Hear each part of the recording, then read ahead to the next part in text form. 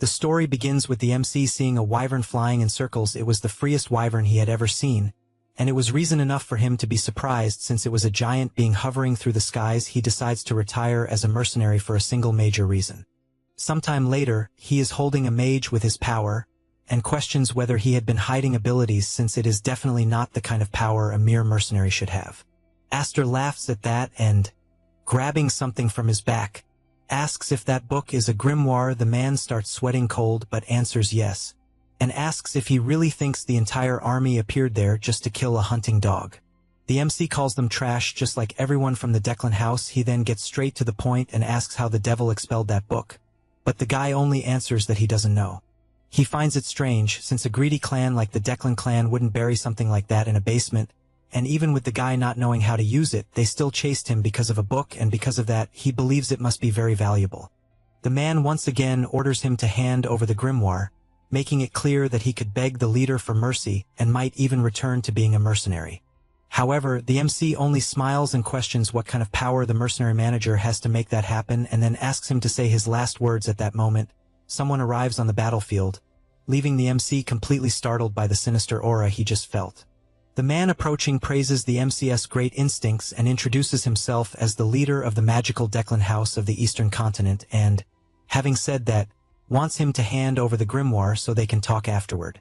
Aster doesn't hide his surprise, since he has been a mercenary for more than a decade and spent half his life working for the Declan house. But it is the first time he sees the leader in person. The Declan family is the strongest magical family on the Eastern Continent, and its leader is said to be the strongest mage in history, and because of that, he doesn't know what kind of man this mage might be. However, he doesn't give a damn and tells him to go to hell. The leader can't believe what he just heard, but the MC questions if he really thinks he will take someone else's hard-earned reward, since that makes him a very shameless being. Farron gives a smile and starts laughing in the middle of the battlefield. Aster tries not to show fear, but deep down feels that he shouldn't have seen the wyvern flying over the place, and to make things worse, the damn leader of the Declan showed up, and unfortunately, he knows the aura he felt wasn't a joke, and he is definitely the strongest mage he has ever seen. Farron admits it would be much easier to kill him and take the grimoire afterward, but asks him to return under the wings of the Declan, since if he hands over the grimoire, he will turn a blind eye to everything he has done. The MC doesn't respond, and the leader says again that the talent he witnessed is memorable, since after watching the fight, he still can't believe he didn't notice before, and guarantees that with that level of ability, he could go far if he had the support of the Declan house. However, after a lot of chatter, the MC says he agrees and states that he has one condition. If he gives him the position of leader, he might consider it. Farron gets irritated hearing that, but the MC simply tightens his fist and strangles his prisoner even more, until finally killing him. The family leader gets irritated and laments the direction everything is taking and makes it clear that he will probably die. The MC knows these are not empty threats, and when preparing, he charges with everything, landing a full punch that is blocked by a powerful barrier. He yells that it's impossible to know whether something is big or small unless it begins, and Farron answers that apparently, he will have to put a collar on the dog. Then, activating his magic, he throws the MC far away. He raises his hand, and another magic circle appears, putting even more pressure on Aster, since everything around him starts being destroyed, and he finally understands how powerful the leader of the Declan is. Since he can't find a single opening in the middle of these thoughts, he is struck by a barrier. Farron says that there are things one does not even need to measure to know, and activating another magic circle once again, says that the difference between them is colossal. Then a gigantic explosion is caused on the battlefield. The leader, unharmed behind his barrier, says that he did not kill Aster, since he only wanted to injure him, and asks if he is ready to talk. The MC, amidst the smoke, asks if by lowering his head and agreeing to return to the shadows of the Declans, everything would be forgiven.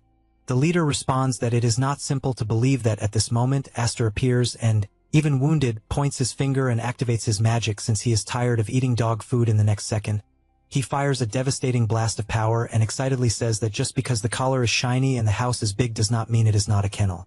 However, this is useless, since once again the leader appears completely unharmed with his barrier active. Moreover, he activates another gigantic magic circle and guarantees that this time he will show overwhelming power as several powerful lightning bolts begin to fall from the skies. It is then that he stops to think about the reason why the other day he looked up and saw the wyvern flying freely, and that this is why he could not stop looking at this moment. The leader approaches, confessing that he is surprised since he thought the MC would die, but he endured firmly and asks if he finally understood the difference in power between them. Aster admits that the leader is extremely powerful, but Farron asks if he is ready to talk since he still has things to say. The MC does not understand where he wants to go, and asks if by any chance he wants him to be a mercenary again, but he responds that he wants nothing of the sort, and says that his wish is for him to become the leader of the Bongshin family.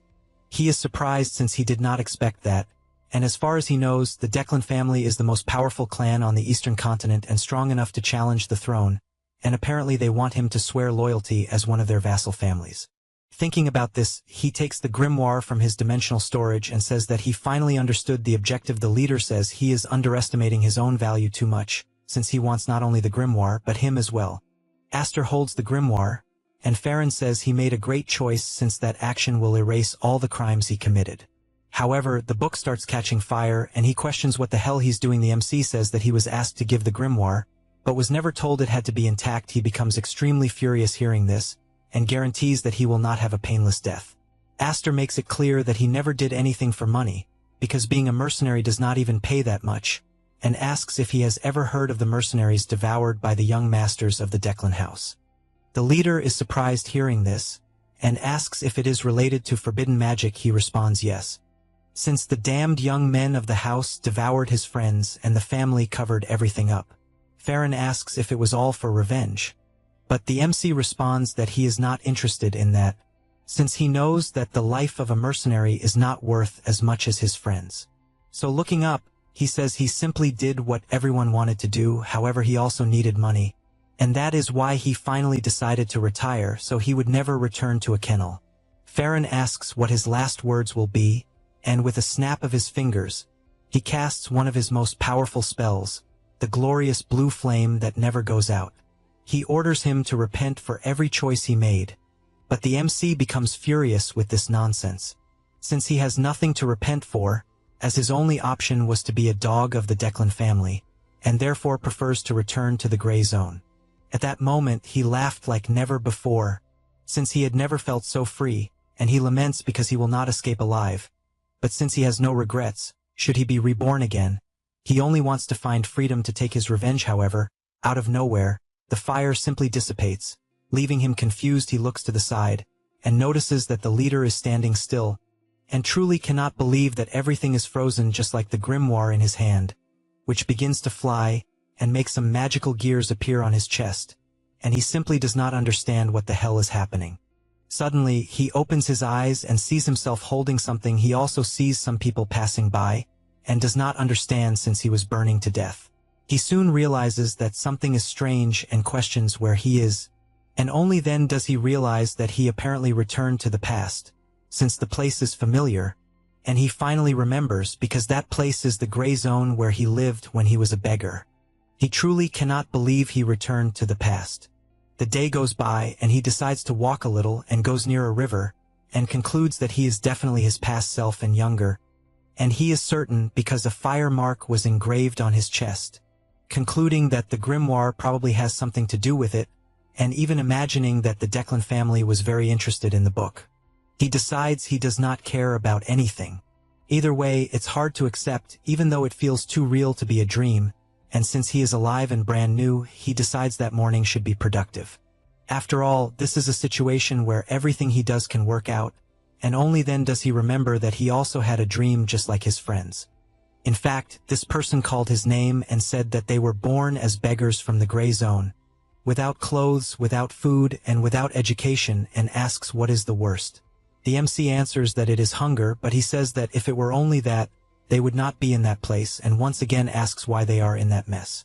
Aster confesses that he is fine since he does not care about anything, but this irritates his friend because he does not like seeing someone so carefree in poverty, and therefore says that if they had studied, they would not be enslaved by the damned nobles. And after remembering all that, he concludes by saying that they wanted to build a library, a place where everyone could go regardless of status or gender.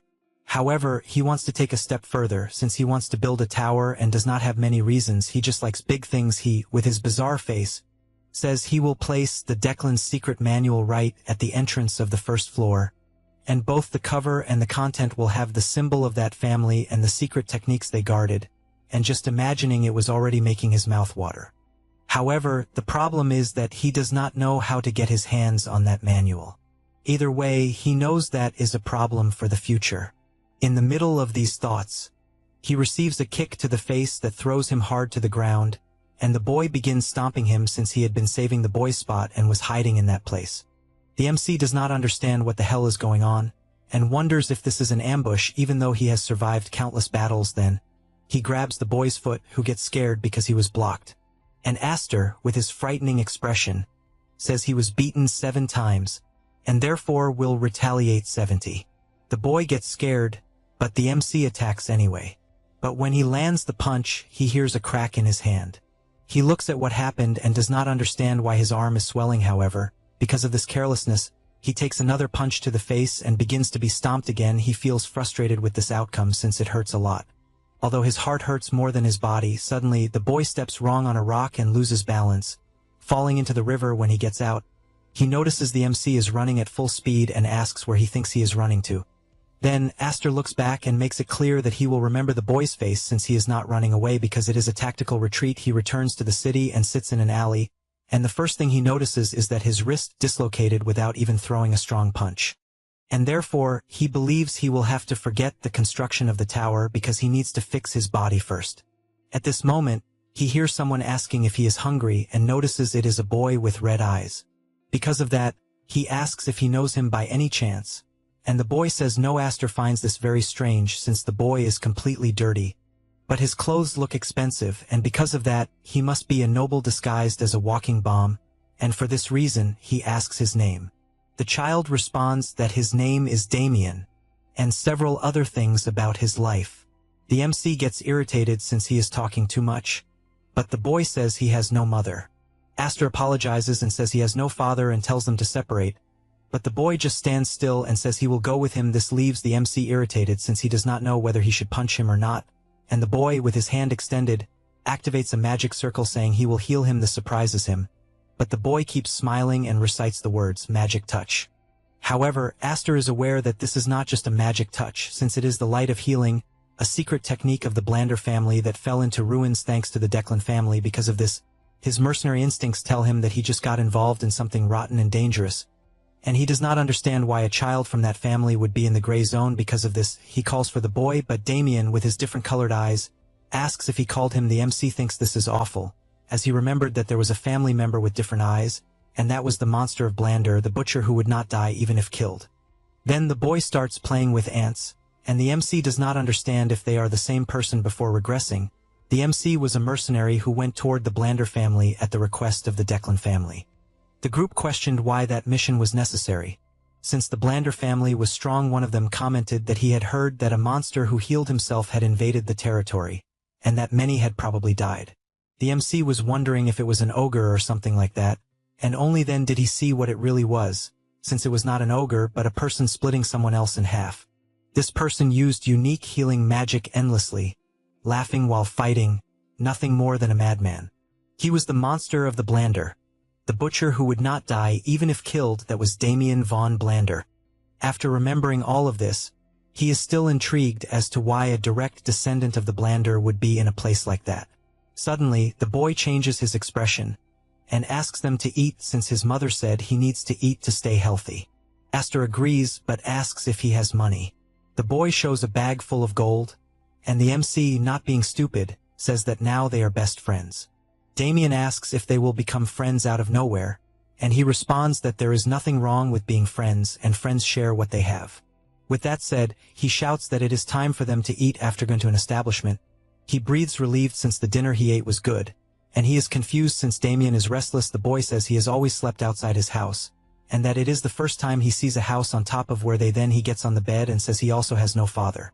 Aster tells him not to act like it is a competition, and asks if he at least has a mother. The boy starts looking for her, and the MC is disappointed since if the woman is not in the house then she must not exist, and he asks how long the boy has been alone. He responds that it was since he ran away from his family, and counted 10 times that he slept. The MC is surprised since it implies he ran away, and asks if he ran away 10 times. Damien responds that he takes several naps and explains that there are 2 per day, but he only counts the naps, so it totaled 10 times. Aster gets increasingly confused and concludes that he has probably been running for 3 or 4 days, then looks to the side, and falls face first onto the bed. Since he definitely found a madman, he also realizes that he may end up being a babysitter for someone connected to the Blander family, and might even get help facing the Declans. He also knows he needs to solve other things first, so he says he will sleep and asks not to be disturbed. The boy asks if he will practice breathing, and he confirms. Then he begins to sleep and remembers that before the regression he had stolen several noble magics and almost died several times, and the magics he learned were the body hardening technique, spiritual magic, summoning, alchemy, and several others. However, before dying, he found a truly catastrophic power at that moment. He opens his eyes and thinks that he will learn the foundation art of the Declans, the technique of celestial origin. He is pleased since he memorized it once he researched it, and therefore begins to use the breathing technique. However, an incredible energy begins to come out of his chest, and he feels an intense burn as if his body were under lava. But he knows he needs to stay focused and endure. Besides that, he notices that his body has impurities and does not know why they are in him. He is aware that it is a high-level magic used only by the elite. It forces the mana pathway and burns the impurities in the circuit. That is the mana bath. After going through all this, he opens his eyes as if suffocating and gets up questioning how much time has passed. Damien, however, is sleeping peacefully. The MC does not hide his surprise since there are no impurities in his circuit, and even his mana is purer than in his past life. But he knows that even so, to defeat the elite of the Declans, even if he regressed 100 times, it still would not be possible. However, full of confidence, he is certain that his chances have increased for having been a mercenary after all this. The next day Damien says that his hair turned brown, and the MC only imagines that he had to change the boy's hair since it was flashy, and also his clothes since they were noble. Damien then asks what they are going to do, and the MC, smiling, says that they are going to make a little mess. Spotty is outside stretching and notices that the day is beautiful. Only then does he notice something and sees that it is the MC again, and therefore asks where the hell he went and if he bathed in sewage by any chance. Instantly, Aster lands a punch on the boy's stomach, making him fall stiff to the ground, and, still irritated, tells him to get up since he still needs to take 123 punches. At that moment, other boys scream, asking what is happening, and come closer, wanting to know who the bastard was that picked a fight with Spotty. However, this only makes Aster excited, and together with his friend, he wonders if he will go overboard. The brawl begins with the MC beating all the kids while Damien only watches. Impressed, he observes the fist concentrating a mana and hitting right after and finds it incredible.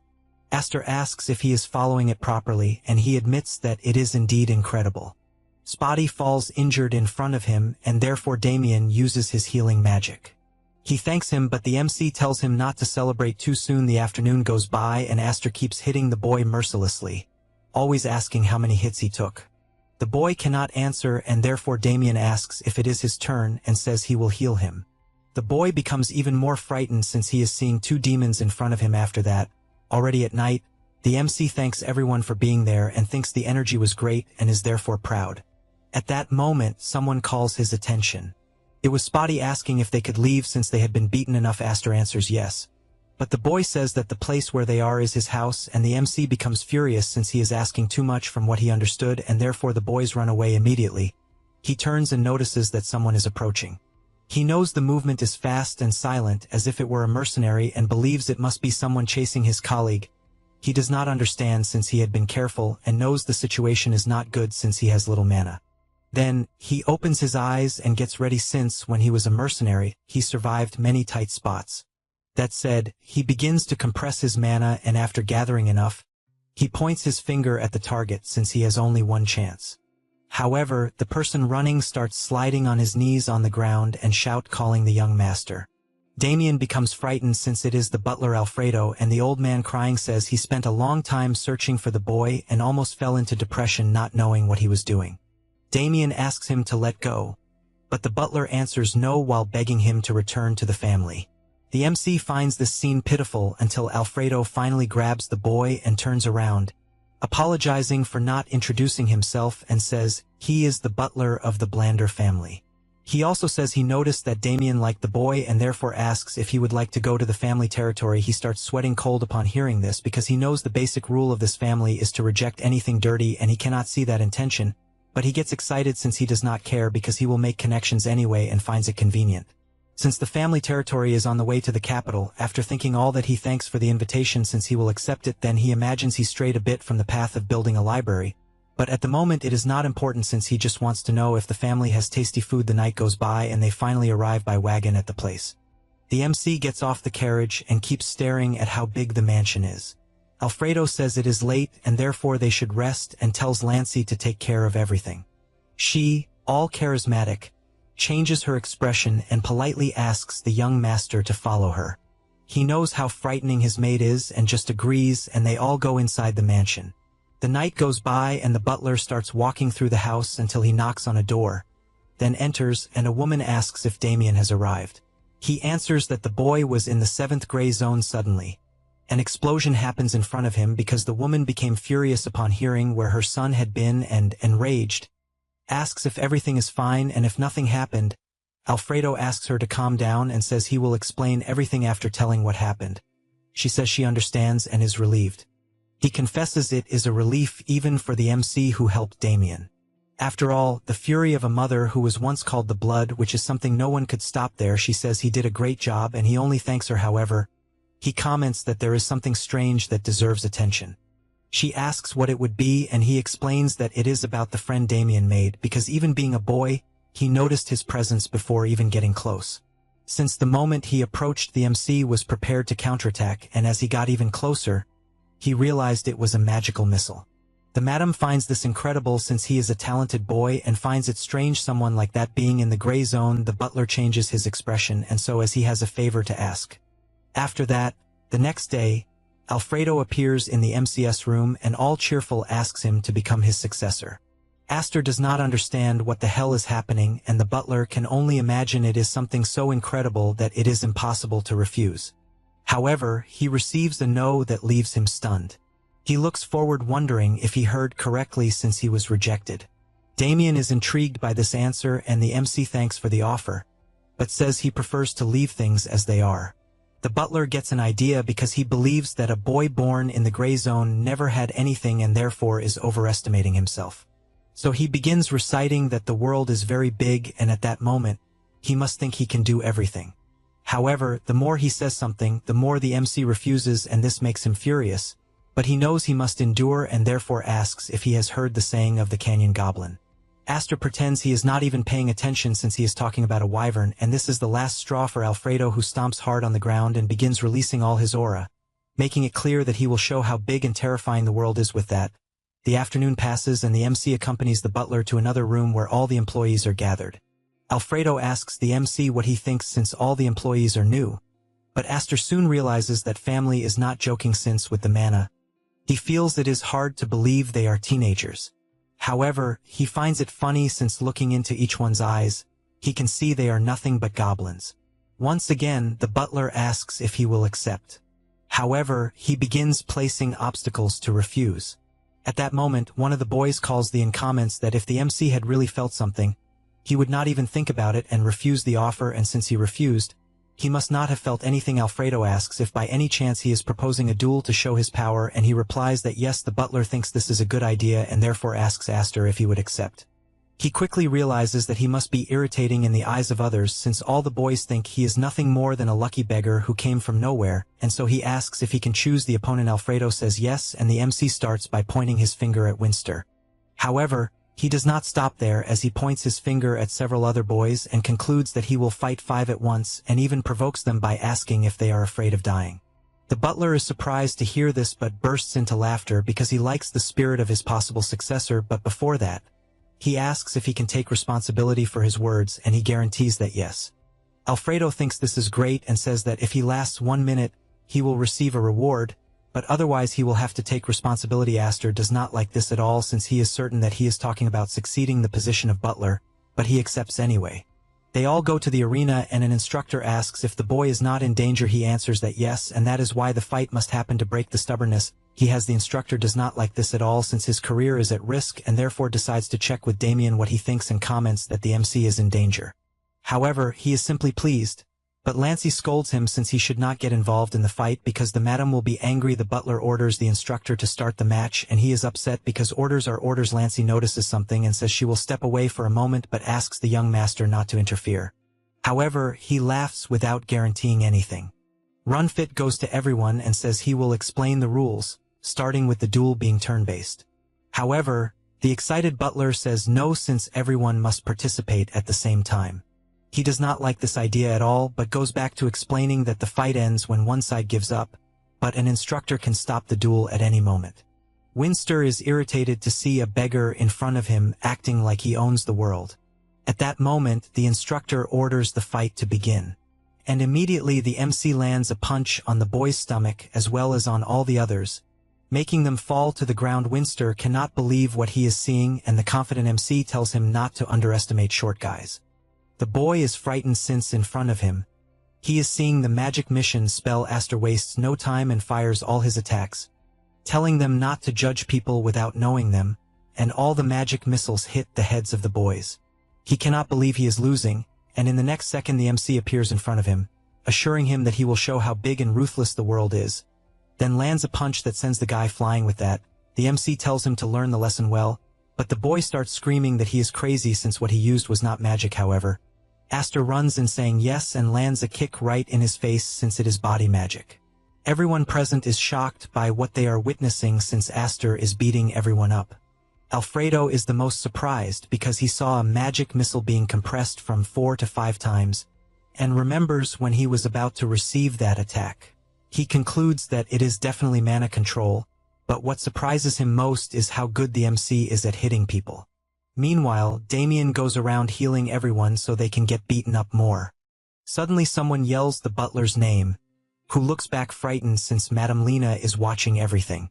The instructor cannot believe her presence and cries with emotion since his work partner must have helped. The madam asks what happened, and the butler replies that they were doing a test. She is confused by this since what she is seeing cannot be called a test. She makes it clear that it is for gathering the newcomers so they can leave. Damien is to go to his room just like Aster. Lastly, she calls Runfit's attention and says he is fired. He simply cannot believe what he just heard. After all that, already at night, Bianca asks the butler what his intentions were since he went too far. He apologizes and assures that he will accept any punishment. She sets her cup on the table and asks if Damien helped in the fight. Alfredo replies that he did not, and confesses that he was impressed by how good Aster is at hitting people. Then he apologizes and says he has something to say about the magic missile he mentioned before, and explains that the boy compressed it 5 times to increase its power. She concludes that apparently he is excellent at controlling mana and has never seen anything like that happening before. Furthermore, defeating 5 newcomers alone with a single magic missile is something difficult even for high-level mages since it requires manipulating pure mana. She also asks about the proposal to become the successor of the butlers. Alfredo says that Aster firmly refused. She says she understands and imagines she needs to reevaluate the MC and change what she thinks about him, and therefore orders him to bring the boy. He obeys this order, and the madam, accompanied by her son, tells him to sit. The MC asks what it is about, and she hands him a box and says it is the prize Alfredo had promised. He did not know what it was, until he remembers that Alfredo indeed mentioned giving a prize. She asks him to open it, and the MC, when picking it up, without thinking twice, realizes that it is a high-class item that shines very brightly. He finds this suspicious, since giving a gift of that level means they are planning something. The madam asks him to accept without worrying, since besides helping Damien, it is also an apology for the fight. He asks if he will need to join the family to be able to eat. She says no. He then asks if it is poison. She says no. He then gets straight to the point and asks if there really is no hidden motive. Bianca assures that there is not. Aster gets excited since it was an unexpected gain with no intentions behind it. But the madam says she wants to change the subject since there is something she would like to propose. He immediately changes his expression since he knew there was something behind it. But she, placing her hand on her son's head, simply says that she will arrange an admission for him at the academy and therefore wants him to go with Damien. She explains that her son was supposed to have enrolled 1 year earlier, but refused, and so they delayed it. But they did not expect the boy to run away, and therefore she made this proposal since she knows Damien likes him. In fact, the boy agrees by saying that if a friend goes, then he will go too. The MC thinks it makes sense since for Bianca it is a problem if her son runs away again, But he also knows it is a great opportunity for himself since it is a good academy that will give him connections with the rest of the world. However, he also knows it is as if they were putting a collar on him, so he says he will think about it, and she agrees and says she is curious about something and therefore asks why he rejected Alfredo's proposal to become his successor. The MC looks toward the door and smiles, then says that he only cares about his knees. The madam does not understand what this means, and Alfredo, who was listening to everything by the door, also questions what he meant. After that, already at night, the MC goes to his moment of meditation and begins to concentrate since he finally understood what a high-level item does. He also reflects that his physique became suitable for flames, as normally absorbing spiritual power causes some losses and accumulations of impurities. But it was effective. He also thinks about the Academy's proposal and already has his answer since he will join because it will be easier to find a patron. But unfortunately, he thinks he is walking straight into a trap. He decides to take a walk around the mansion. But as soon as he leaves the room, someone asks if his name is Aster. The MC sees that it is a boy, but finds it strange since the direct lineage of the family has only Damien and he doesn't understand how that family has so many irritating people, so he answers that he is not Aster. The platinum-haired boy finds it strange since the description he received was that the boy had an irritating look and dark hair. Aster points to his own hair and completely changes his expression since he does not have an irritating look. The boy finds what he is seeing bizarre, but soon says goodbye since it is indeed a gentle look and apologizes for the misunderstanding. Suddenly, Alfredo appears begging the MC to clear up the misunderstanding and says that he won't need to kneel when succeeding him.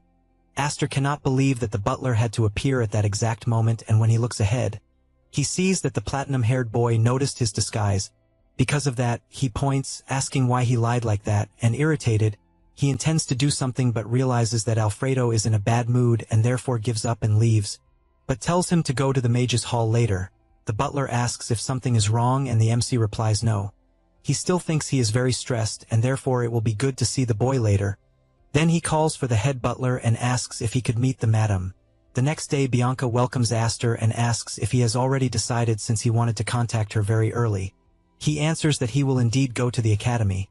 She is surprised by this direct answer and happy that it was quick and asks them to prepare as fast as possible. Besides that, he is to feel at home during this time.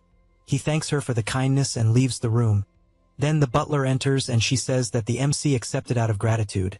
Alfredo gets excited since he expected no less from his future successor, and says that the flames of passion are in his eyes and comments that during the first semester they will be able to cover everything. But he does not know how the next ones will be, since for a homeless boy from the gray zone it will be difficult to get a registration. This is when he will take the opportunity and the butler himself will be like an angel helping. The madam interrupts him and says he is making too much noise. He apologizes since he got a bit carried away. She sighs in relief but understands why Alfredo is so happy. However, her concern is that she is aware the Academy's proposal is a flawed plan, but she knows Alfredo's confidence must be because he was deceived in the same way by his former head butler. Meanwhile, the MC is walking outside until he looks up and sees a tower, believing it to be the mage's hall. Because of that, he opens the door and a man asks what he is doing there. Aster remembers that he does not know the boy's name and tries to describe his appearance. With this description, the mage asks him to follow, and after some time walking they finally arrive at the place and the man asks him to watch his head after opening the door. He does not understand what that means but enters the room anyway and finds several papers flying toward him. At that moment a man approaches and says it is a pleasure to meet him.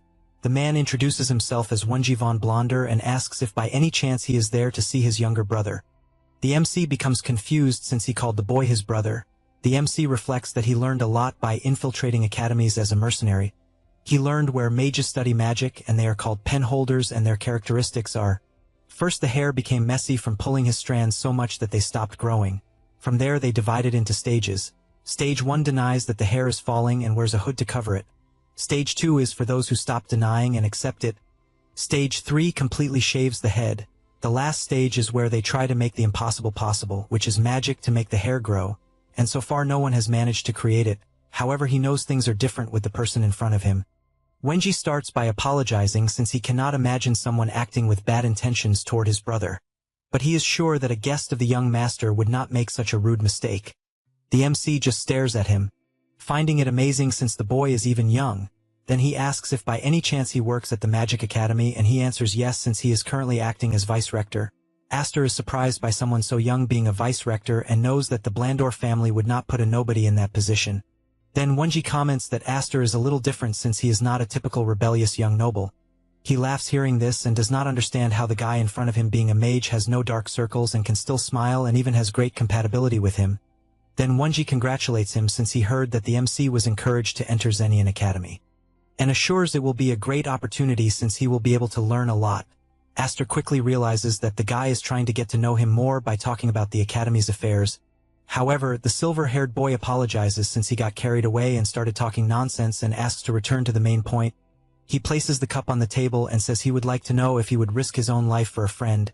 The MC starts finding all of this senseless, but Wenji takes a book from his magical inventory and places it on the table saying that he will give the book if he manages to risk his own life. Aster does not hide his surprise since he knows the book is the Blandor family's secret, the healing light. After that, in the garden, the madam is walking a bit and trimming some plants. She looks up and confesses that it was a good decision for Damien to go to the academy since the problem was solved without a headache, and she even thinks Aster is a great boy and friend, besides being talented and having a strong personality.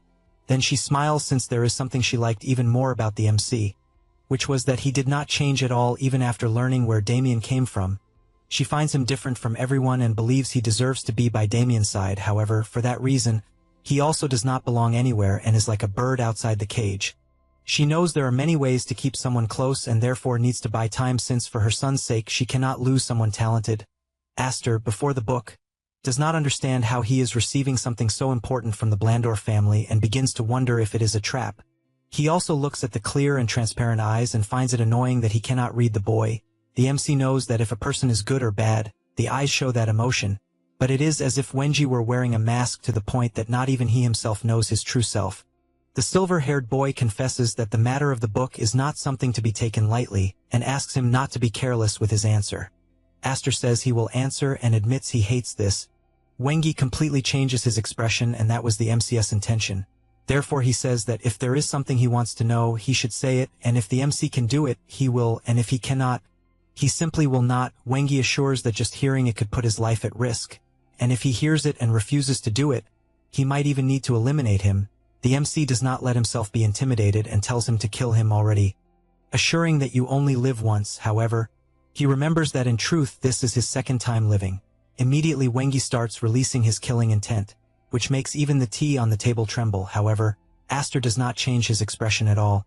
The silver-haired boy smiles and apologizes since he cannot do something like that and says that the MC passed the test. He also makes it clear that he needed someone trustworthy, and that it could not be someone from the Blandor family. The MC hears this, but inside, he is sweating cold since he definitely felt that the boy almost punched him with all his strength. Wengi explains that he has high expectations since he knows Damien does not look kindly at people. However, his biggest surprise is knowing that the leader of the family, with a great reputation, placed someone from the gray zone beside her son and even imagined there was something more behind it, and says a good pretext ended up appearing and that her younger brother and the guest ended up fighting, and because of that, the older brother called to talk. The MC finds this very suspicious because there must be some reason for the vice dean to use his own brother as an excuse to get involved in a conflict. Wengi says the situation was very difficult and that there is no internal conflict since the Blandor family is very united. Then, he completely changes his expression and says he is being watched by the Declan family. The MC is surprised to hear that family's name and asks why. Wengi admits he will only tell because the MC said he is not afraid of dying, even though Wengi himself has no intention of killing him, and says that in fact he is currently researching the celestial origin magic of the Declans and discovered something. This truly surprises Aster. The boy continues explaining about this secret technique, but the MC interrupts and asks if by any chance he was not supposed to be dead for researching that magic, and questions how he is still alive, and why he has not sought ways to destroy it since he is a member of the Blandor family. Wengi says the Declan family is a bit out of the curve and therefore if they discovered it, even with him being the vice dean, he would still be killed. Then, he completely changes his expression again and says that the celestial origin magic, which is the root of all Declan's secret arts, is something on another level, and therefore asks him to imagine an auxiliary method that would improve this secret art that is already perfect by itself, and that is why he could not destroy it, and so he asks if by any chance the MC can feel those feelings. The MC is scared, thinking the guy is not crazy but crazy as hell. Wengi apologizes since he could not hold back and asks if the MC can understand that feeling. The MC concludes the guy is not only insane but tests his madness on his own family. However, he realizes the timing matches perfectly, but in his past life, when the Declans wiped out the Blandor family, They found the result of that research, and he concludes the guy from the beginning saw the possibility of a new origin magic and the reason why the leader of the Declan family was so powerful. Amid these thoughts, the platinum-haired boy draws attention and asks if by any chance he is free, since it is something on a large scale. Aster asks why he is looking for him. The boy answers that first, he did not talk about the research to his own family because he believes there are spies. The MC then asks if there would not be someone suspicious since the research secret was exposed, like for example a secretary. He answers probably not and believes it is more related to the acquisition route. The MC comments that if that is the case, they probably allowed themselves to be caught on purpose. Wengi agrees, and since he was in a tight spot, he revealed only a little of the research because he does not want to die. Aster goes straight to the point and asks if it would not be better to ally with the Declans since they would welcome him with open arms.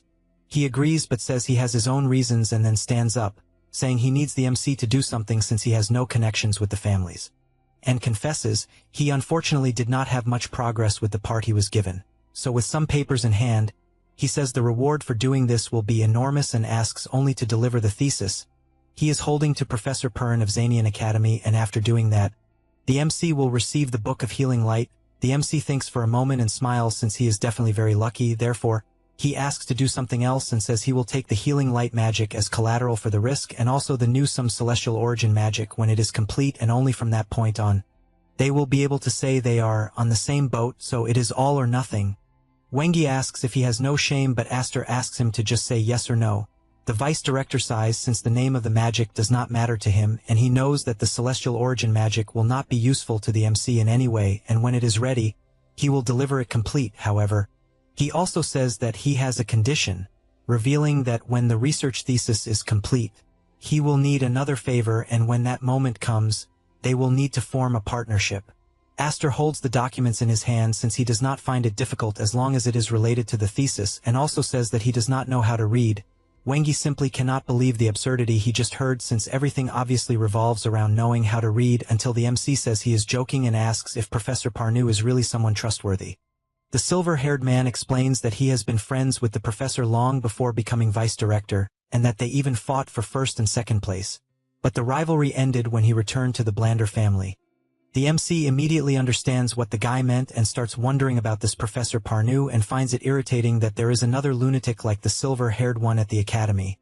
After that, already at night, the MC removes everything he had in his possession and imagines that he received a spatial pouch since he needed to keep the thesis extremely hidden but does not understand why there are so many books. However, he notices that there is also a letter. He decides to read it and already imagines it will be a pain. The letter says that he selected and saved the essential magical texts so he can learn in the future, and wrote the order in which he should study them, and therefore asks him to devote himself to cultivating the intellect worthy of the talent he possesses. He is surprised by Wengi's words and then organizes all the books since he needs to study from basic to advanced. He finds this great and then picks up a pen and begins listing the sponsors. He reflects that, aside from the Book of Healing Light and the Celestial Origin Magic, he is in possession of 132 books and thinks about the new friend he has made since he is receiving many privileges from this friendship. Furthermore, he knows that the books he received from Wengi are not ordinary books since they are a perfect study guide and will allow him to learn any magic. He then concludes that, at first, he only thought about filling his tower with books, but now, he is thinking differently since the identity of the tower will be a place that offers knowledge to all who seek it. Still, at night, somewhere else, Wengi is observing the moonlight and imagines that he had an unexpected gain since, regarding Aster, he would use him to deliver the thesis to the professor and, if he did not do so, would simply discard him. However, he found the MC extremely interesting. After all, he found something interesting and remembers when Aster asked him to kill him at once since you only live once. Remembering this makes him burst into laughter, since he felt that he really wanted him to kill. And, even knowing it was an empty threat, he found it sensational. Moreover, he felt that the MC's gaze was not something superficial since he definitely treated death as if it were nothing. He concludes that Aster is completely different from anyone in the gray zone and therefore believes the boy is hiding many things, but he does not care since he found someone with the same level of gaze and, above all, who produced the same results as his work. However, he admits to being worried if the MC really does not know how to read but finds it impossible. The next day, already in the morning, Aster prepares to leave and has his luggage ready. The maid picks up the suitcase to carry it and says that, when they arrive at the academy, she will process a simple document registration and also informs him that he and the young master will not need to take the entrance exam. Then she looks back and, smiling, says that the boy matched the outfit very well. The MC thanks her for the compliment and starts imagining what it is like to not need to take the admission exam since it is a privilege of noble families and he does not think it is bad. Then Damien calls for his friend and Bianca asks them to take care of themselves as well as reinforcing that it is a great opportunity for Aster to achieve excellent results and he thanks but imagines that he was already thinking about the results he wants since he knows that Xenion is the greatest Western academy and countless sponsors are there and therefore he needs to take them all for himself. Then, confident, he asks all his future colleagues to wait for him. While they are traveling by, the MC picks up one of the books and concludes that Wenji is in fact an exceptional mage since the fundamentals of magic are simple but the interpretations change from person to person. Comparing it to water, for some water is life but for others it is a disastrous flood. A difference in perspective and even following the same principle each noble house developed in its own way. Then, after analyzing many grimoires that were in the bag, he realized that the alterations Wenji made to the celestial origin magic are surprising at this moment. Damien calls his friend and shouts that they finally arrived since they are in front of Xenion Academy. Aster is not even surprised even though he did not know the academy and Lancy informs that the carriage cannot proceed from that point on and explains that during the admission exam, it does not matter if one is noble or not, they must enter on foot and therefore she says they must say goodbye and still wishes that both learn many things. They both say goodbye to the carriage and Damien shouts that they need to run since they were told they cannot be late to get the seats.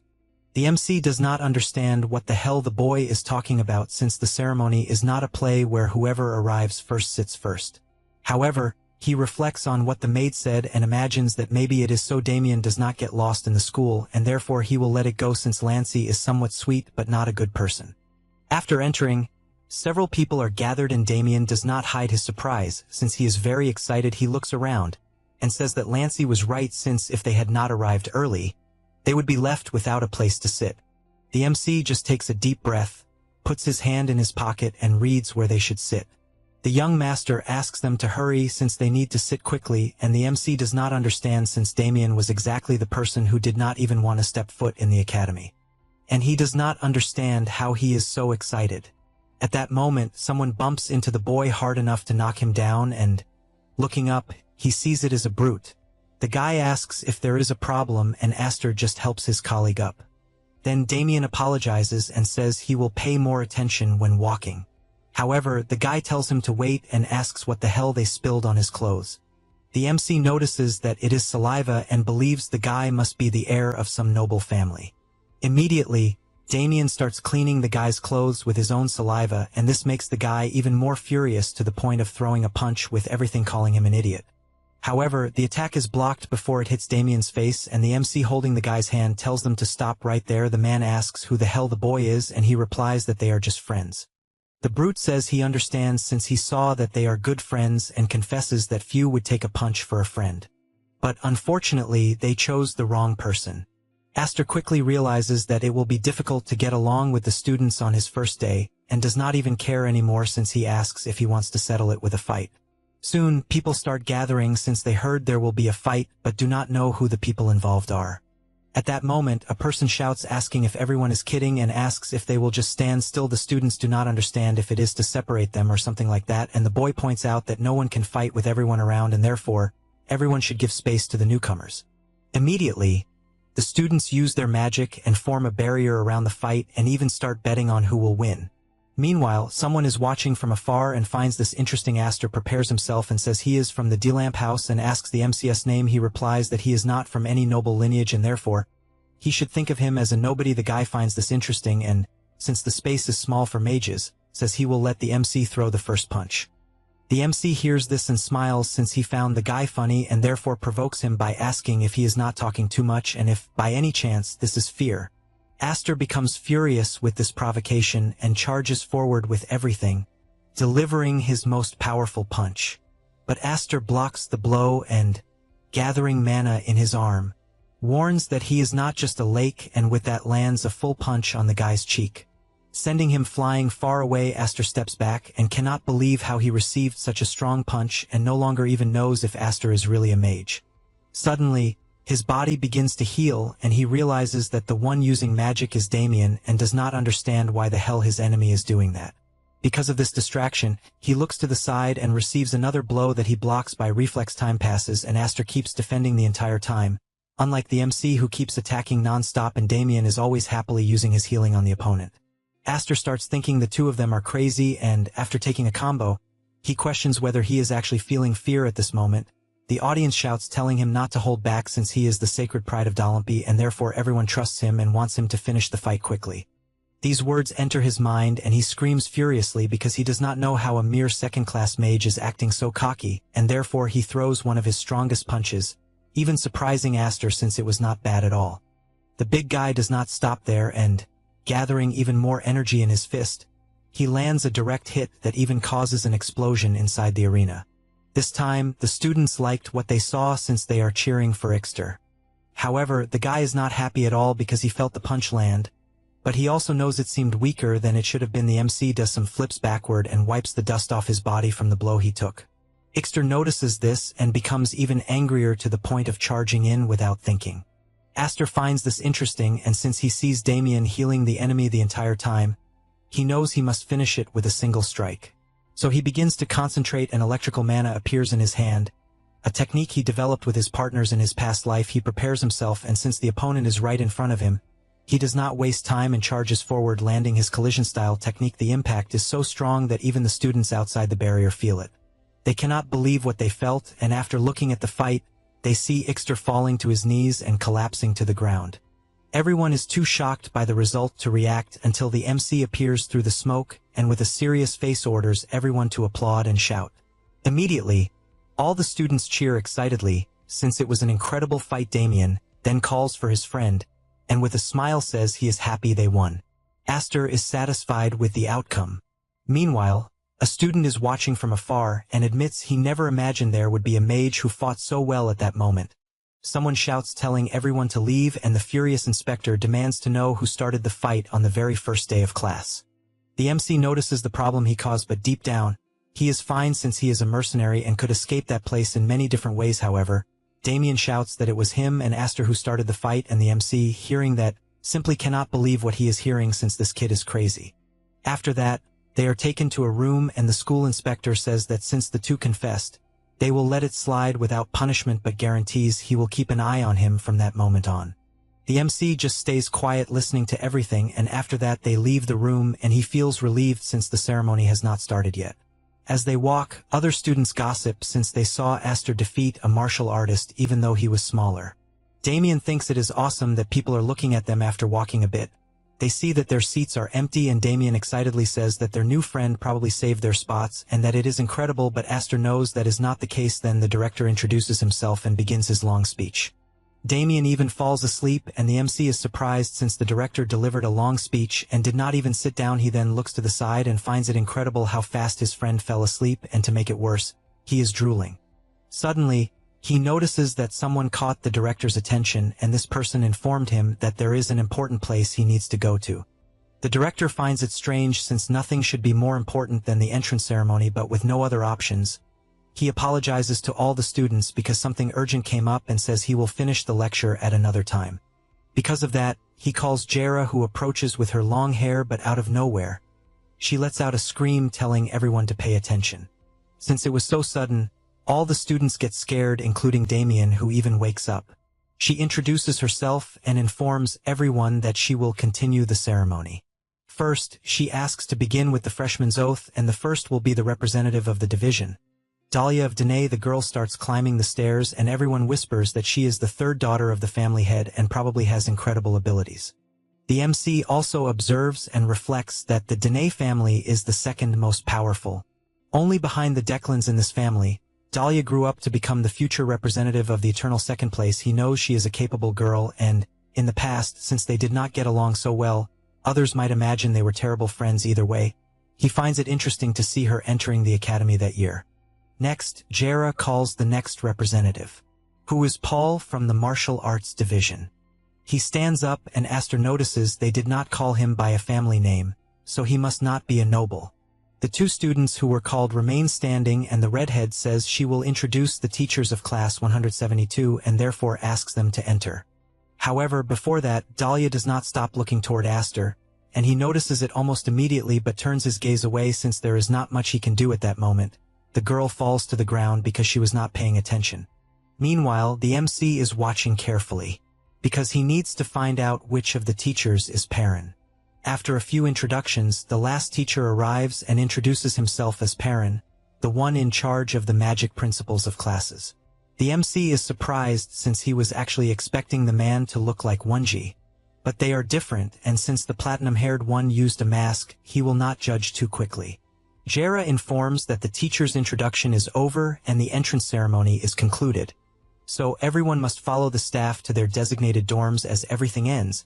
Aster calls out to his friend, who asks if it is over. He replies that it is not, since they caught the boy sleeping and therefore they were expelled, so they will go straight home. Damien processes what he just heard and is shocked, not believing something like that happened. After that, still in the academy, the MC walks to his new dorm, finding Damien's reaction to the joke funny, until he finally arrives at the place and enters, amazed at how big the room is.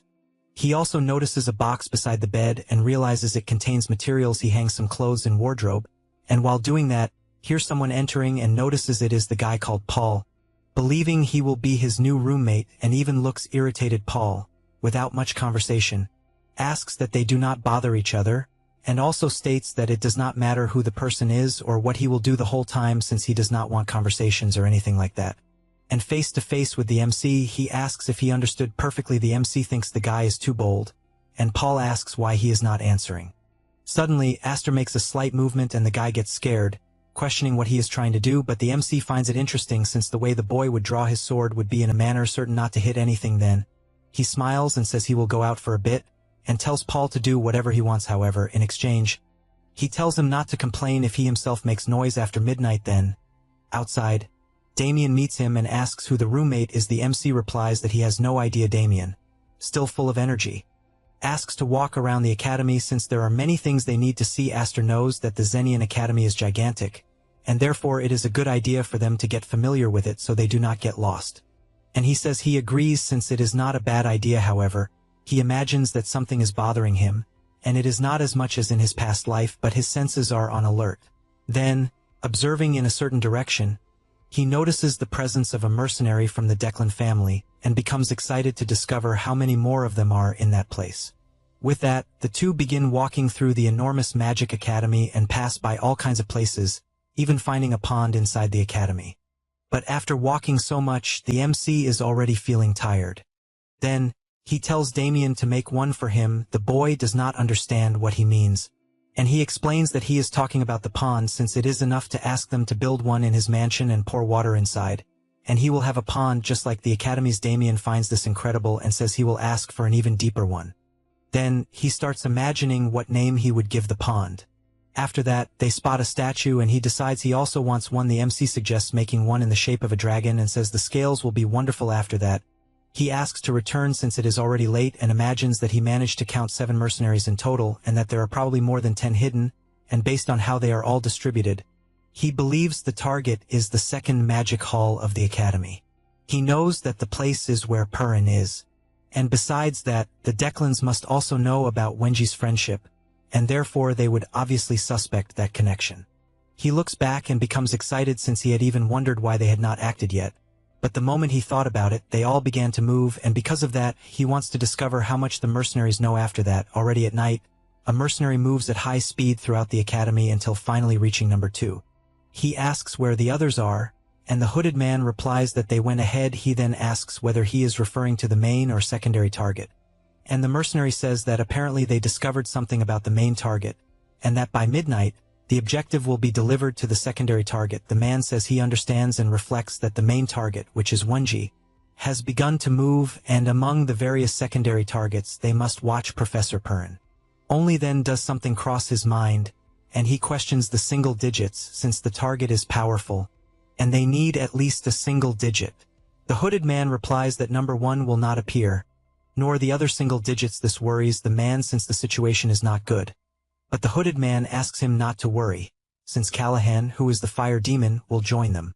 The man is surprised since he knows that this person is the vice leader of the Declan's mage squad. The red jewel, he even likes the idea of the guy being cold-blooded, but that is why their lives are in danger, as they will die if they jeopardize the mission with that person present.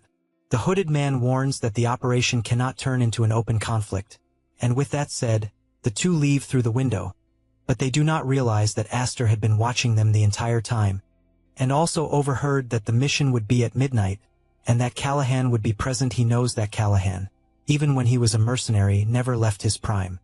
After the Declan family bet their own survival against the Blander family, he remained loyal to the family that was in decline, proving his devotion even at that moment.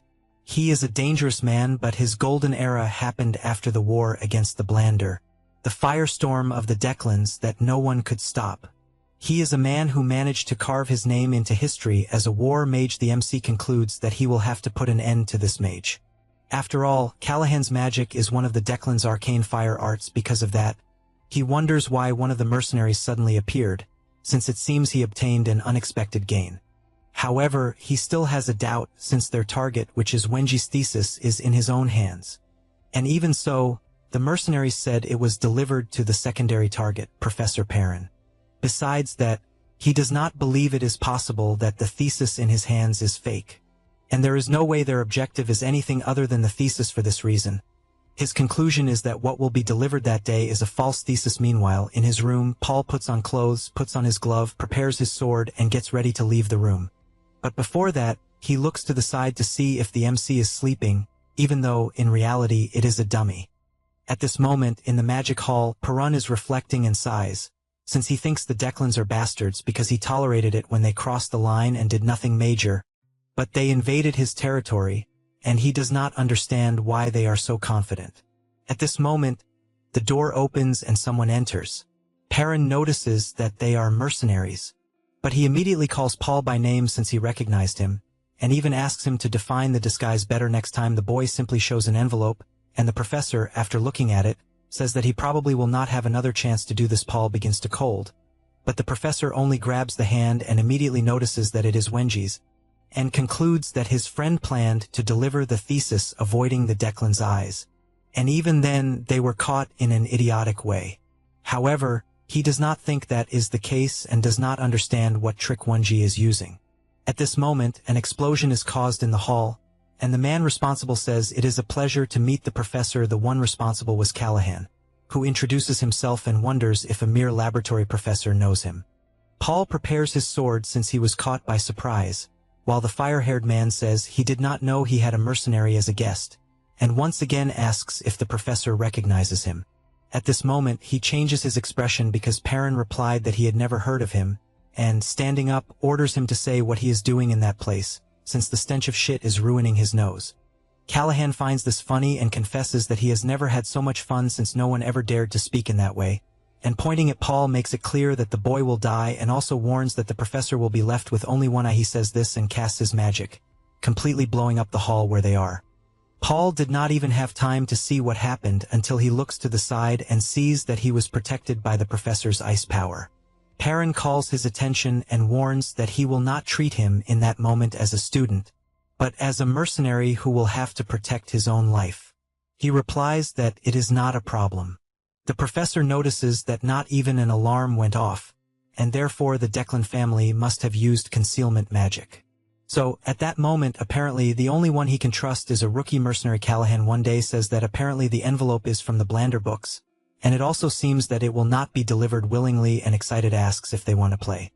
At the same moment, an incredible aura of fire begins to overflow, but the professor still shows no reaction. Besides that, he also summons his ice magic and both attacks collide, completely destroying the tower with such power that it was seen from afar by the MC, who is not surprised that the fight has already begun. Then, he takes a mask and puts it on. Then, prepared, he says that at that moment he is not Aster, but the number one mercenary in the world. He stands witnessing the destruction and with his hands together makes his prayer, asking please to be given permission to become a good mercenary again.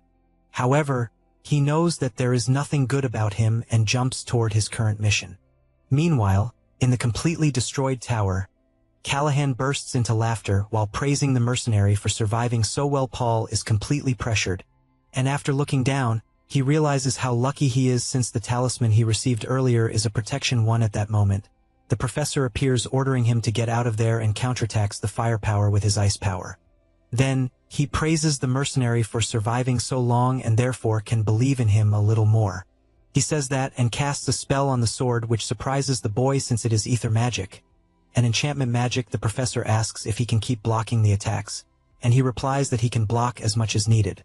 He says this imagining that since he cannot retreat, he will have to block or he will die. Callahan calls the attention of both and says that a mage and a warrior make a great duo, but he casts another powerful fire spell that is blocked by a slash from Paul. The professor realizes things will get complicated and concludes that if they continue the way they are, it will be a problem, so he imagines he will have to use his trump card. The amount of mana present in nature is limited, and two commanding entities are ordering it at once. Then, a struggle for control begins between the entities, and because of that, he wonders how much that guy would endure. Callahan watches the professor unleashing that enormous power and also gets excited since he wants to do the same, and both begin to overflow with devastating power as if they were two monsters. The power becomes more and more intense to the point of causing catastrophic destruction in the place. Paul watches this and thinks everything is crap since he is witnessing two monsters fighting, and there is simply no gap to escape the power. He is lying on the ground unable to move since he did not imagine things would escalate to this extent from afar. It was possible to see a giant whirlwind, and the Declan's mercenaries are on alert, but one of them tells them to wait since attacking at that moment is suicide and asks how many mercenaries they still have. However, in the same second, they are swept away by a trail of destruction and conclude they were caught in an ambush at this moment. The MC finally arrives at the battlefield and appears in great style, drawing the attention of both Callahan and Pernaster. Just tells the two to pay attention to the badass entrance he made. This makes the two mages cease their attacks, and the fire hare, furious, asks if this is some kind of joke. However, the MC moves at high speed and reaches Callaghan's neck, saying that place will be his grave. The mage feels the danger he is in and, acting on impulse, raises his arms and fires a colossal firepower that even throws him backward due to the pressure. Even so, his body is injured and without time to think, he finds himself cornered once again. He tries to do something but cannot due to the mana deviation he suffered, and at that moment, several mercenaries appear to help him, and he takes the chance to grab a mana vial and starts drinking it to fix the mana deviation problem. Then his concern is knowing how the hell someone so powerful appeared out of nowhere. Besides that, he is surprised since the MC is wiping the battlefield with his incredible powers. Callahan simply cannot believe how amazing this is since the movements show no sign of mana waste, and only then does he realize he is getting impressed by the enemy. So, he changes his reaction and shouts that everyone will die, saying that he fires one of his most powerful fire spells, completely sweeping the place and even taking his own mercenaries along with it. The MC just watches this power approaching, and a devastating explosion happens the next second. Callahan wonders whether he hit his target or not, and knows that other allied mercenaries were caught in the attack, but he does not care since the important thing is completing the mission. He sighs since being so destabilized does not match his style. He sees a vial on the ground, but when he tries to drink it, he gets startled since he heard a voice in the smoke. It was the MC saying that on the outside Callahan looks like a lunatic, but deep down, he is nothing more than a cold and cunning snake. Then he appears with his magic missile aimed and guarantees that such coldness will kill him. He says this and fires the attack at maximum power, leaving the vice leader without any reaction and still standing even after taking the attack that simply pierced through the middle of his forehead, finishing him with that single strike. Aster approaches the body and admits he expected nothing less from the powerful Callahan since any other mage would have died in the ambush he set, but his reflexes were as good as always, and his last spell ended up working in his favor since it eliminated other mercenaries and created a smokescreen, and if it had gone on longer, he would lose. After all, his mana is still very low. He starts rummaging through the body until he finds a pouch since he knows that most war mages do not trust anyone, so they carry their own grimoires. He keeps it since he knows the pouch has a recognition spell, but he will undo it later. Then he looks to the side and tells the professor that he is late. He responds that he was busy dealing with some rats since he captured countless mercenaries. Then he gathers energy in his hand and asks if by any chance the MC is also one of those rats. He responds that he just dealt with a lunatic who is an ally of the Declan clan and still receives such a question. The professor concludes that apparently he showed up on Wenji's orders, then tells him not to worry but keeps wondering who the person Wenji trusts so much is. Then he asks who the mercenary boy who was with him was, and if by any chance they divided the research into two parts. Aster says that the research he received is probably fake since Wenji likely planned all of this using the boy as bait. He says this but imagines that even using a concealment spell, the fight was extremely intense, and even though the report was delayed, It is strange that the Imperial Knights still have not appeared and believes that the Declan family bribed them. Purin then asks if he has the real thesis, and he responds yes, handing over the papers. The professor takes the papers in his hand, and after reading, asks if he knows the content. He responds yes and confesses that he does not even care about fighting, he just wants to know if he is sure he wants it, since he would not like to lose a great ally. Purin agrees since he received the papers safely, and therefore asks to end this. But before that, he wants to know what he would like in return. Aster does not understand this, and the professor says that Wenji only trusts one type of person, someone who has clear desires that align with theirs, and since he earned that trust, he thinks it is fair to give something in return. The MC finds this interesting and responds that he wants a book. The professor does not understand this, and he explains that he will build a large and majestic tower, and inside it he will place books for anyone to read, and he would like one written by the professor about the perspective of arcane sciences. Purin finds this funny since this is not something everyone will be able to understand, but he did not think the idea was bad. The MC says he is leaving, but before that, the professor questions how they will keep in contact since he has more papers to deliver. He becomes thoughtful about this, and after opening his dimensional pouch, he takes an item and throws it toward the professor, saying it is a communication crystal. Purin takes the item in his hand, and after trying to say something, realizes he is already alone. Sometime later, the Imperial Knights arrived at the scene, and everyone present who was still alive received help. The area was quickly isolated, and the MC, already in his sleepwear, pretends he knows nothing. Damien notices his friend's presence, and asks where he was. He responds that he was taking care of some business, and imagines that he has the body of Callahan and the mercenaries, and since the evidence is clear, the Declan family will stay quiet for a while. Then he thinks about his seal, which reacted during the fight, and normally that does not happen, but it was good since it helped him block the powerful attack he received, and therefore he does not complain. It is an elemental technique that mages use often, and prevents the caster from being harmed by their own magic. He remains thoughtful about this, and concludes that he will have to investigate it further. At this moment, someone calls for him. It was a student introducing himself as Chinbi. Aster asks what he wants, and the boy comments that he fights very well. The MC becomes worried that the boy may have discovered his identity, and if that is the case, he believes he will have to kill him. The boy says he found the fight he saw during the admission ceremony incredible, and therefore asks how he can fight like that. The MC feels relieved since he apparently gained a good reputation, and only replies that his opponent had little ether, but things will change the next day, and with that, he walks away. Chinbi, a little embarrassed, says he wanted to stay with him since he hasn't made any friends yet, and asks if he understands. Aster imagines that yes, and knows that the academy promises equal treatment regardless of origin, but that is a promise from the academy and not from the students. The boy says again that he was very nervous, and that when the problem spread, it will be strange to be alone. The MC says he understands, and the two continue talking normally, with him even imagining that it's good to have someone normal to talk to from time to time, since in this new life, he has only met lunatics and even forgot what a normal person is like. Then, he concludes that it is time to start his academic life. After that, the next day, all the students are gathered in the classroom. Damien does not stop yawning since he is dying of sleep at this moment.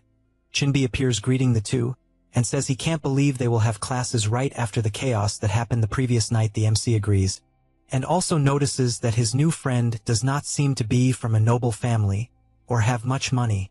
But even so, he is not shy, is even cheerful, and seems like a decent person. The boy calls his attention and comments that he discovered their teacher will be Miss Zira. The MC does not understand what he is talking about, and he gets excited to say who she is, since she is a woman who massacred a horde of trolls alone. Right after, the teacher arrives, and the MC finally understands, since in reality, he is talking about Professor Jira and did not know her real name was Zira, who was at the entrance of the ceremony.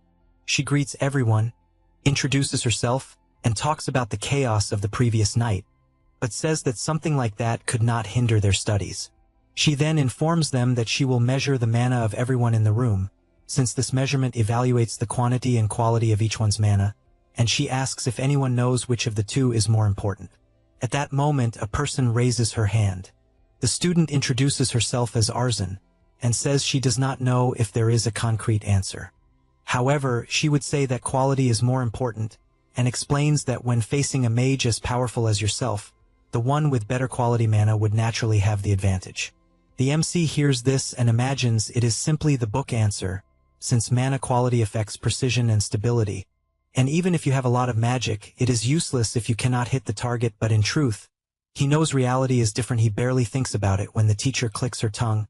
Displeased, frightening the girl, she then asks what her family is. Arzan replies that she is from the Barony Pelham family. With that, the teacher takes a deep breath and says she expected no less from just any family. This comment leaves the girl extremely upset. But Zira, not caring, asks if anyone else would like to try to answer. She notices that no one is speaking, so she points to another student. He stands up and says he believes that the quantity of mana is more important, since in large-scale battles, quantity would be better. Aster reflects that in fact the thought is correct, and from another perspective quantity can surpass quality, and in summary it depends on the situation. However, once again the teacher gets irritated and asks the boy's family. He replies that he is from none. Once again Zira asks another to speak, and the students start guessing anything like family, speed, determination, and this only irritates the teacher even more. The MC starts to worry, since the teacher is hard to please, and she tells them to listen to everyone's answer and says that in fact they were all close to being correct, but there never was a correct answer, and therefore she wants them to think a little about the kind of answer they gave. She questions whether it was something they thought of on their own, or if they were just trying to guess. After all, a mage should never lose their conviction no matter where or when, and staring intently at everyone, he believes that no one had the mentality of a true magician, and orders everyone from that moment on to become real ones. All the students are moved by this speech, as well as the MC, who in the end was right but found that teaching method crazy. With that, the teacher announces the mana measurement and calls Arzan first. Zira says that the girl will be the representative of class M3 of the magic division since she gave a very good answer, and because of that, she will record the mana levels of her classmates. The girl runs excitedly, and Aster notices that teacher's way of training. Meanwhile, Chinbi is dying of envy since he wanted to do that. Zira asks the assistant professor to proceed, and he, with a cape in hand, removes it, revealing the magic device. The teacher comments that many probably have never seen that magical item, and that it is time to discover everyone's mana level. After all, what she wants is to discover if there is a monster among them. She explains that the student just needs to place her hand on the crystal ball and force the circulation of mana into it. Arzan does this and feels the crystal overflowing with enormous power until an information appears on it. With that, the number 4 appears in a magic circle. The teacher says that among the various indicators in the magic circle, the main one is the large number in the middle, and explains that it represents the refinement index. In other words, mana quality can go from level 1 to level 10, and Arzan is at level 4. So considering that last year's freshmen were on average level 3, it was quite impressive. The girl thanks her for the compliment. Then she goes to the mana quantity measurement, and hers was level 17. In this case, mana quantity can go from 1 to 100, and last year's average was 15. So the girl's result was a bit high. The teacher says that both the quality and the quantity of the student's mana are excellent, and therefore congratulates her, leaving the student dying of embarrassment with so many compliments. Meanwhile, the MC observes attentively. After some time, several students did their measurements, and they commented among themselves on what they needed to improve. At this moment, Chinbi stands up asking for his mana to be measured.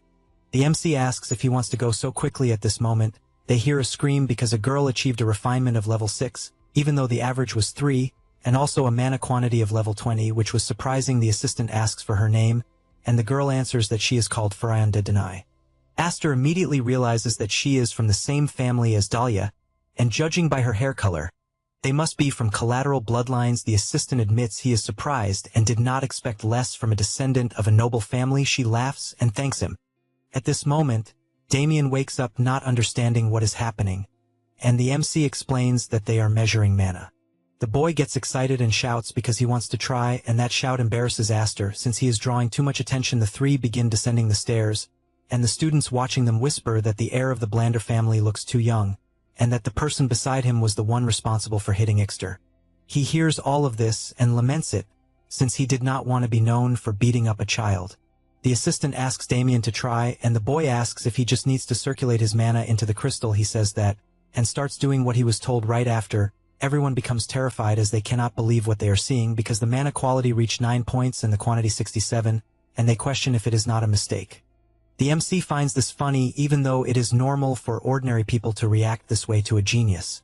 After all, it is a wall beyond what common sense can understand. He admits that he knew Damien was a genius, but not that he was so absurd, although it matches the monster of Blander, who was extremely powerful, and apparently he was just born like that. He believes that in his past life, if Damien had dedicated himself, the entire continent would have changed.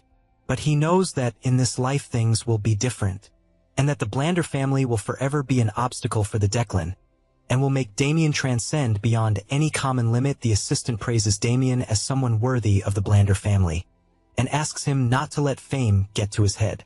The boy, not understanding anything, just says it's fine. He runs back and asks the MC to measure as well. Aster thinks about this, and imagines that everyone must be curious about his measurement, since he is not from a noble family, and yet stands beside someone from the Blander family. Besides having beaten the second son of the Dolomp anyway, he goes to the crystal, and decides he will stay discreet with a median score to avoid problems. He begins adjusting the property of his mana a little, and also using a decent amount.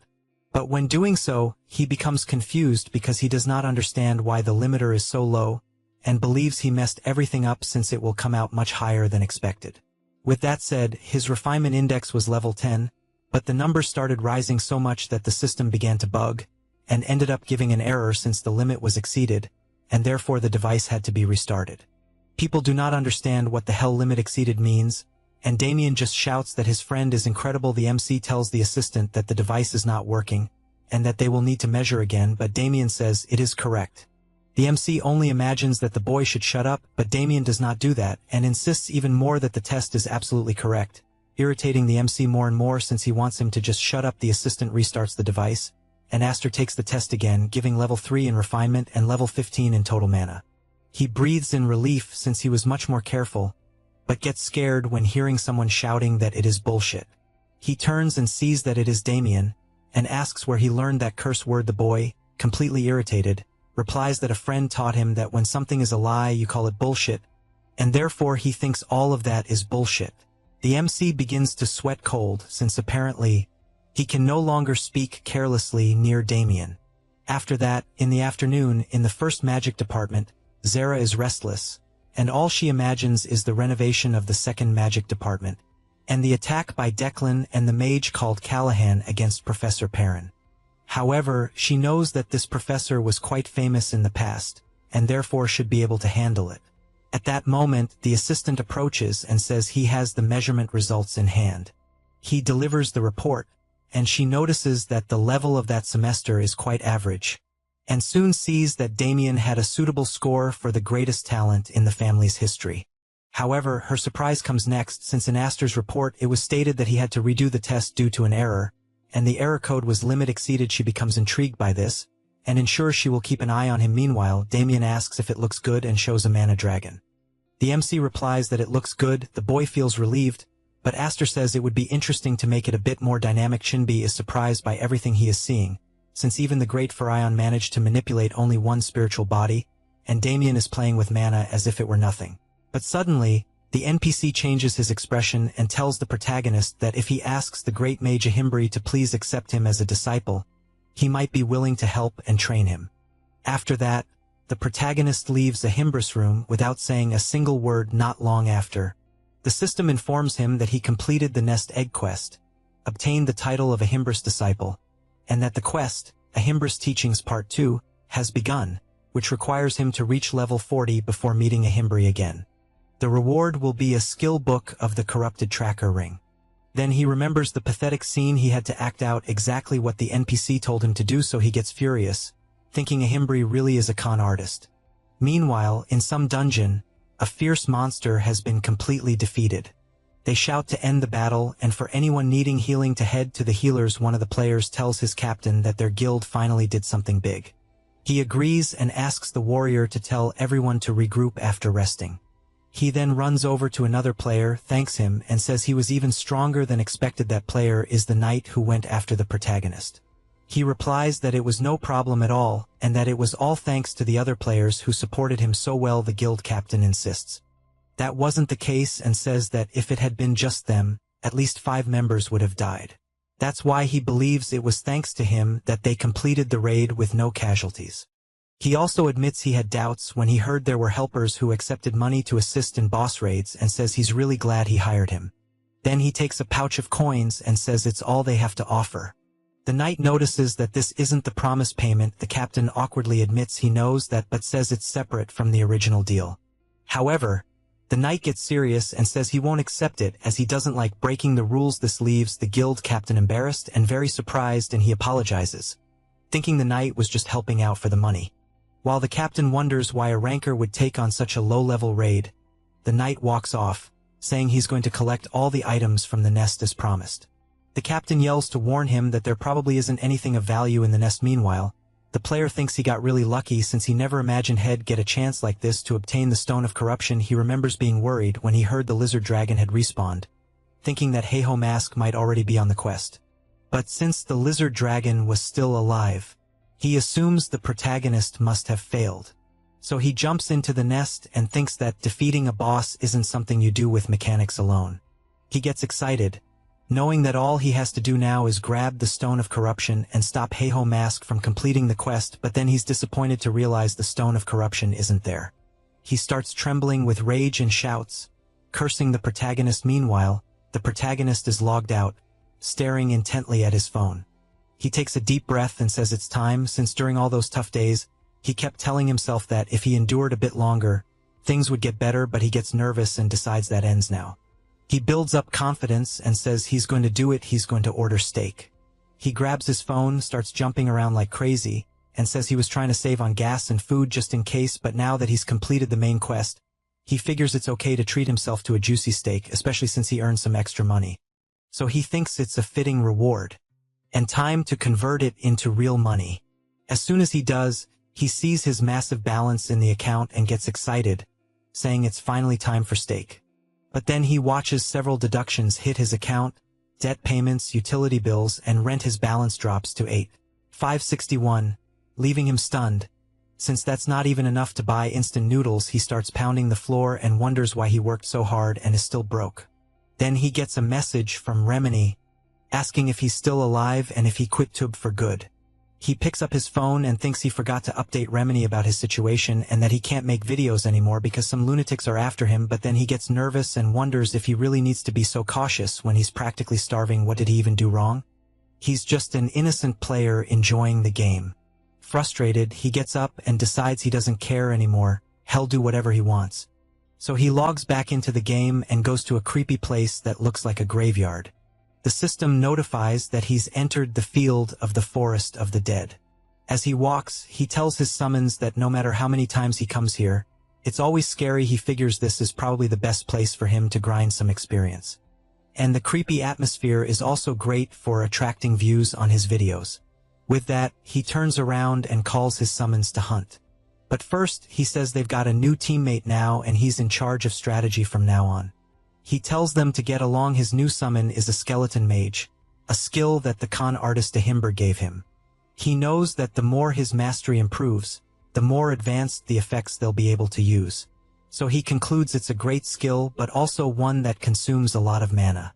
Then, looking ahead, he sees a hand emerging from the ground and says that's their next target.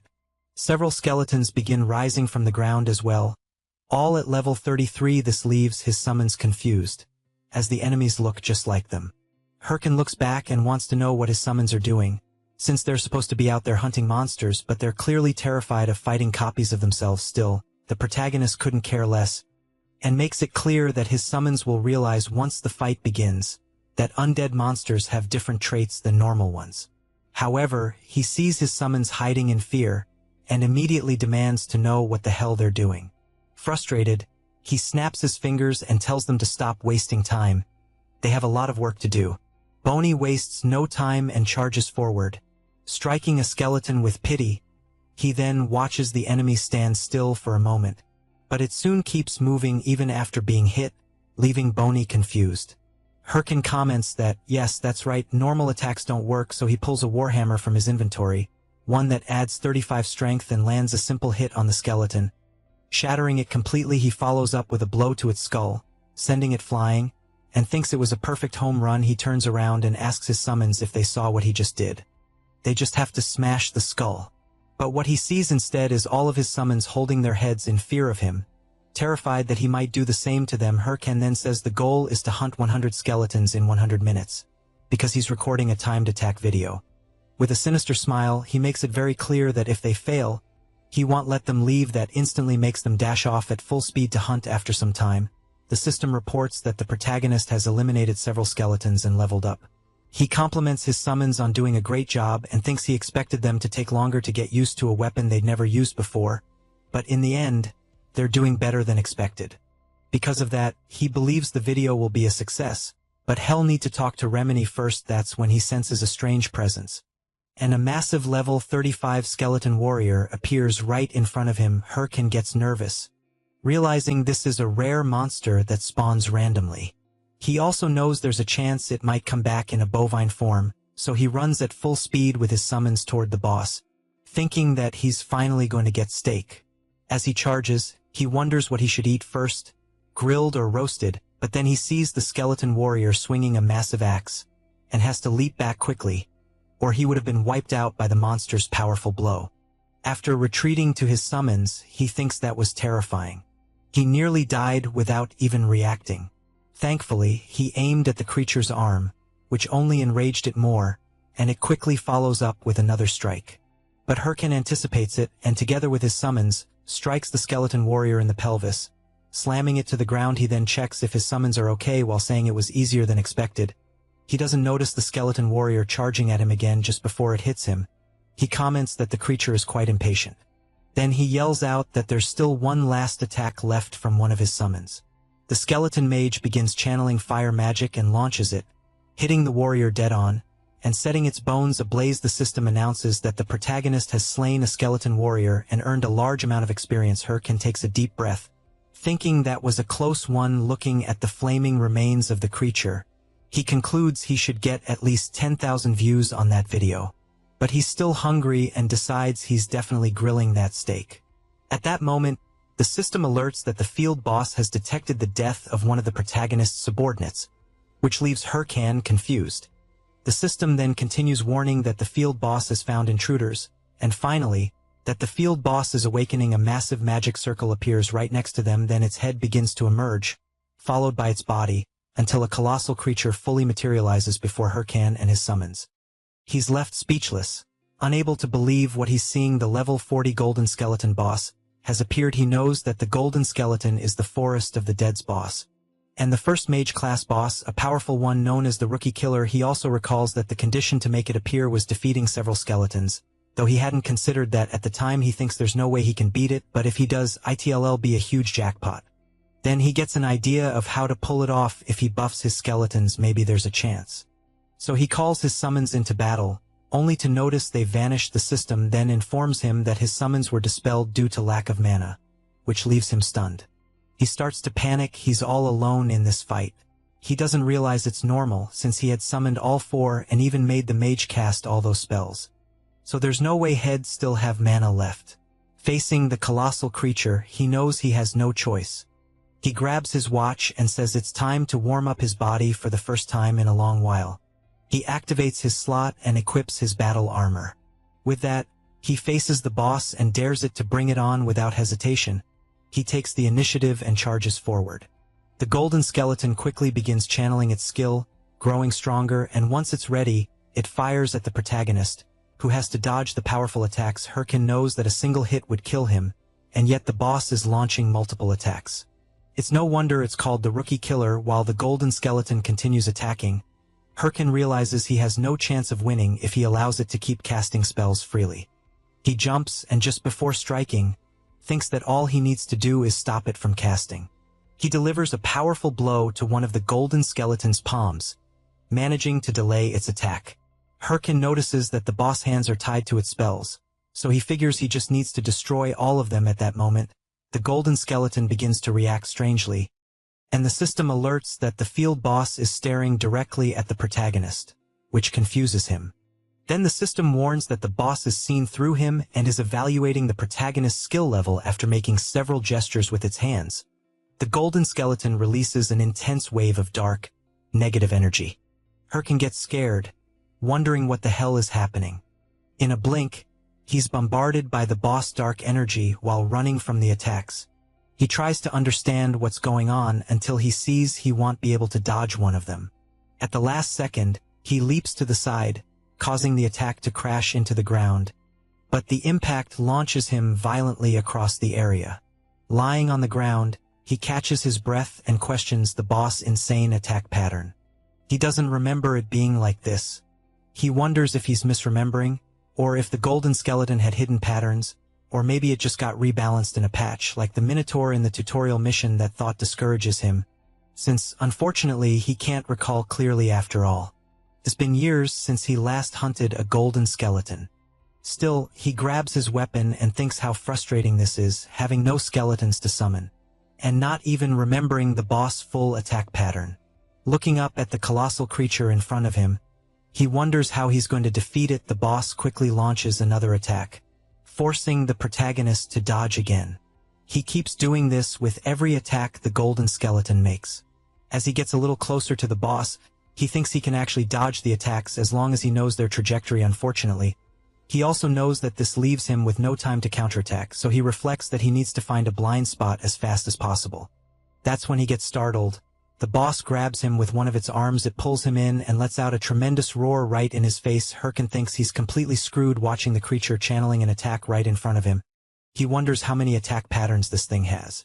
But he smiles and says he has a trump card too. He uses his demonic curse skill to inflict a debuff on the boss. The system announces that the target stats will be reduced by 13.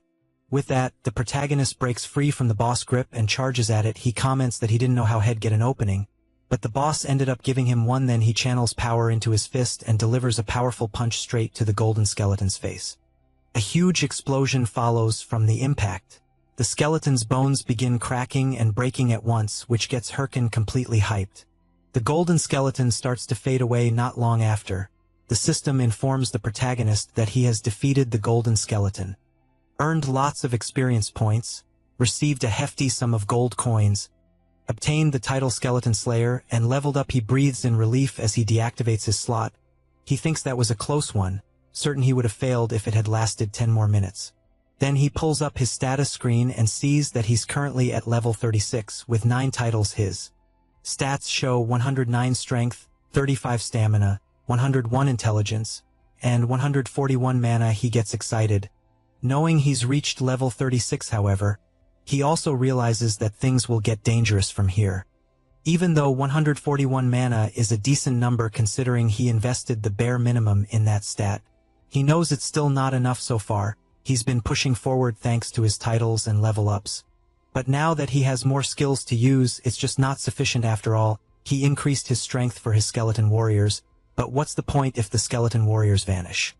He hangs his head, thinking he's already earned all the mana-related titles he can at this point, and wants new gear, but unfortunately, he has no money for that. Then, out of nowhere, he smiles and says he doesn't care and doesn't even know anymore. He skips off, saying that, for now, he'll send the video to Remini and focus on reaching level 40, and that later, for sure, he's gonna eat beef ramen.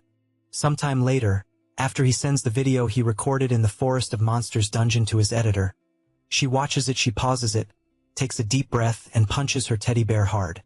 Furious, she keeps beating the stuffed animal, and asks if the protagonist is actually insane. But suddenly, her personality shifts and she gets all giddy, jumping around the room and saying that Herkin managed to defeat a boss stronger than him, without taking a single hit, and he did it with no practice at all, proving he's truly talented. She sits down in her chair, relieved, and says the video is so good it barely needs any editing, and shall soon send him the final version. Then she starts wondering what title to use for the video, thinking of something cool.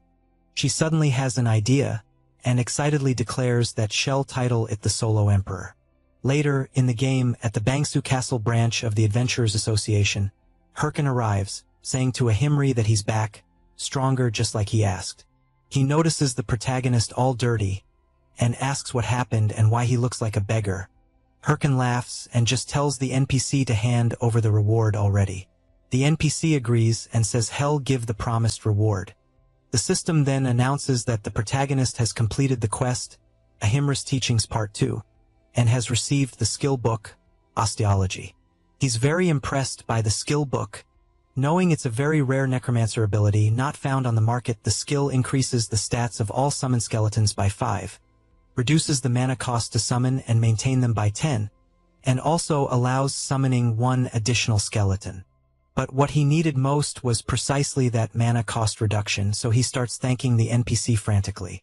Ahimri also shows Herkin that he obtained the corrupted tracker ring, and that he should use the corrupted stone he brought to harness its power. The corrupted tracker ring is unique in the game's history, and grants 2 bonus points to class-specific stats, and 9 points to all attributes. When used together with the corrupted tracker necklace, all attributes are boosted by 21 more points. Herkin is drooling with happiness because he knows the corrupted tracker ring is that rare ring given only to the first players to complete the main storyline. He jumps to grab the ring and thanks the NPC. But Ahimri closes his hand and says on second thought he's not sure he can just hand it over. He turns away, leaving the protagonist confused. Then, Ahimri turns back, laughing, and tells him that if he wants the ring, he should come and take it if he can. Herkin laughs and says, "All right," without hesitation. He activates his slot, puts on his battle armor, and charges at the NPC full force. Sometime later, outside the Scavengers Association, Herkin has managed to get the ring. However, he's exhausted, wondering what got into that crazy old man. He would have killed him if he weren't an NPC. But in the end, he got the ring and the next quest. Ahimri had told him that Head lost contact with an agent named Miggy, and that he thought the protagonist should visit Suryu Castle.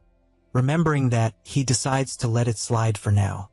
However, he knows that the Suryu Castle area is high level, so he figures he should level up more on the way. Then, he sees several messages on his watch. It's Remini with urgent news, saying she just posted the Golden Skeleton video on Tube and thinks he should take a look. The protagonist opens the video and immediately sees that it has over 2 million views, along with many comments praising him and asking for more, many of including donations to the channel. He's blown away, wondering what the hell is happening. He drops to the ground in disbelief and starts counting how many zeros are in his account. Soon, he starts thinking about what to eat. Tomahawk, ribeye, filet mignon, sirloin, so many delicious things. He starts drooling, thinking he can now eat anything tasty he wants. Then, he wonders about the jackpot he just hit. He knew the reactions would be good, but not this good. As he's thinking that he needs to log off soon, his watch beeps with a new message. It's a huge donation, and someone says they've been sending him messages. The message is from the recruitment leader of the Thunder Hunters Guild, saying they've tried reaching out several times, but hadn't gotten a reply, so they're leaving a comment here.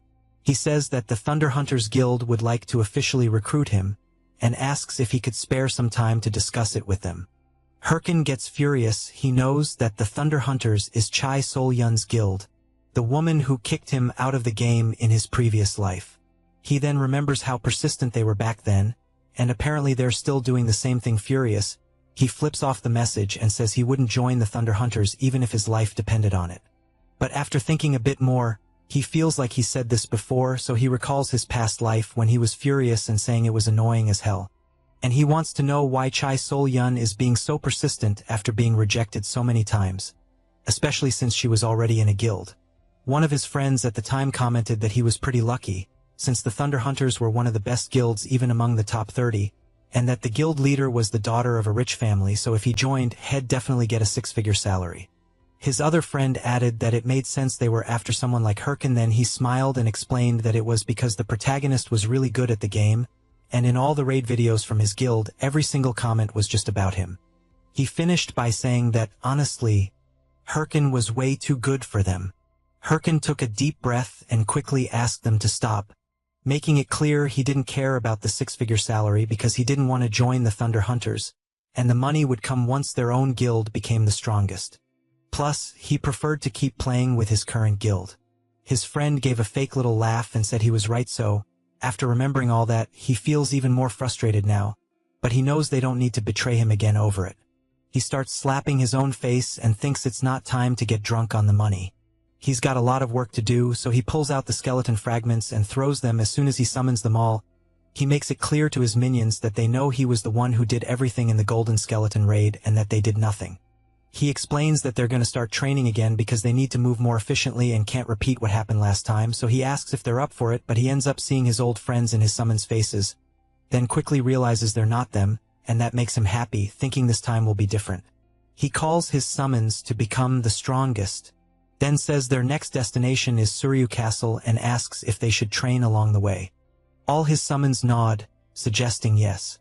With that, Herkin summons his weapon and says the training will be simple, they're just gonna run all the way there, and if any of them fall behind, they'll get punished. That makes them take off running at full speed, afraid of getting hit. And so, they head for Suryu Castle. Meanwhile, Syl is deep in thought. A mage approaches and asks what she's thinking about. She's standing over several defeated monsters. The mage informs her that it's almost time for the meeting. This is Hatch from the Thunder Hunters Guild. Syl jumps down from where she was and quickly asks how the progress is going on the Corrupted Count mission. Hatch says they haven't made any progress yet, and still haven't found any clue for the next quest. Syl gets furious and says she can't believe they let the Hydra Guild grab the main quest before them. Hatch tries to argue, saying she thinks they'll find it soon, since they're going to a meeting with the leaders of all 30 top guilds. Syl emphasizes that there's no way a meeting with those losers will be useful. Even so, Hatch asks the guildmaster to be careful. As she walks away, guys, here's a quick recap of the latest chapters to keep you updated. The protagonist's tube video was a hit, and he made a lot of money overnight. He was also close to losing control, but thanks to the person responsible for everything he went through, the flames of his revenge were reignited. So he decided to walk the path of a hungry beast. The first thing he did was go to the loan shark he had borrowed money from, and as soon as he got there, he threw down his money bag and made it clear he would pay the full debt, principal and interest in cash, which surprised the loan shark. Jae-hyun, as he's called in real life, after handing over the money, asked if everything was okay. Next, the protagonist bought rare skill books, which made him quite happy. However, once back in the game, he knew he was broke again with his account balance at 0. Surrounded by his summons, Hyukin lamented that he thought he was ready for this, but admitted that seeing his bank account still hurt.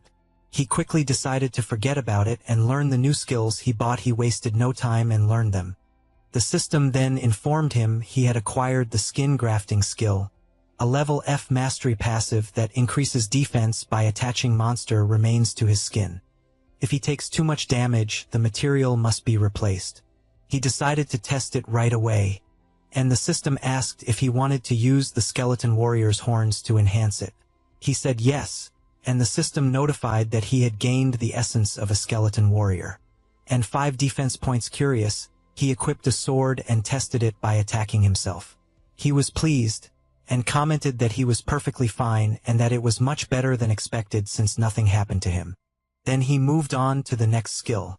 The system notified him he had acquired the Curse of Sloth skill, allowing him to cast a curse that slows the target's movements. The larger, faster, and stronger the target, the more mana it consumes and the shorter the duration. Herkin found it interesting, looked to the side, saw his summons, and tested the skill on them, concluding it could be useful in battle. Finally, he opened his last book. The system then informed him he had obtained the golem summoning skill. Herkin knew this was the hardest skill to get, and the one he wanted most. He tested it immediately, which even surprised his summons. He smiled, and seeing his summoned golem, said he could finally summon it.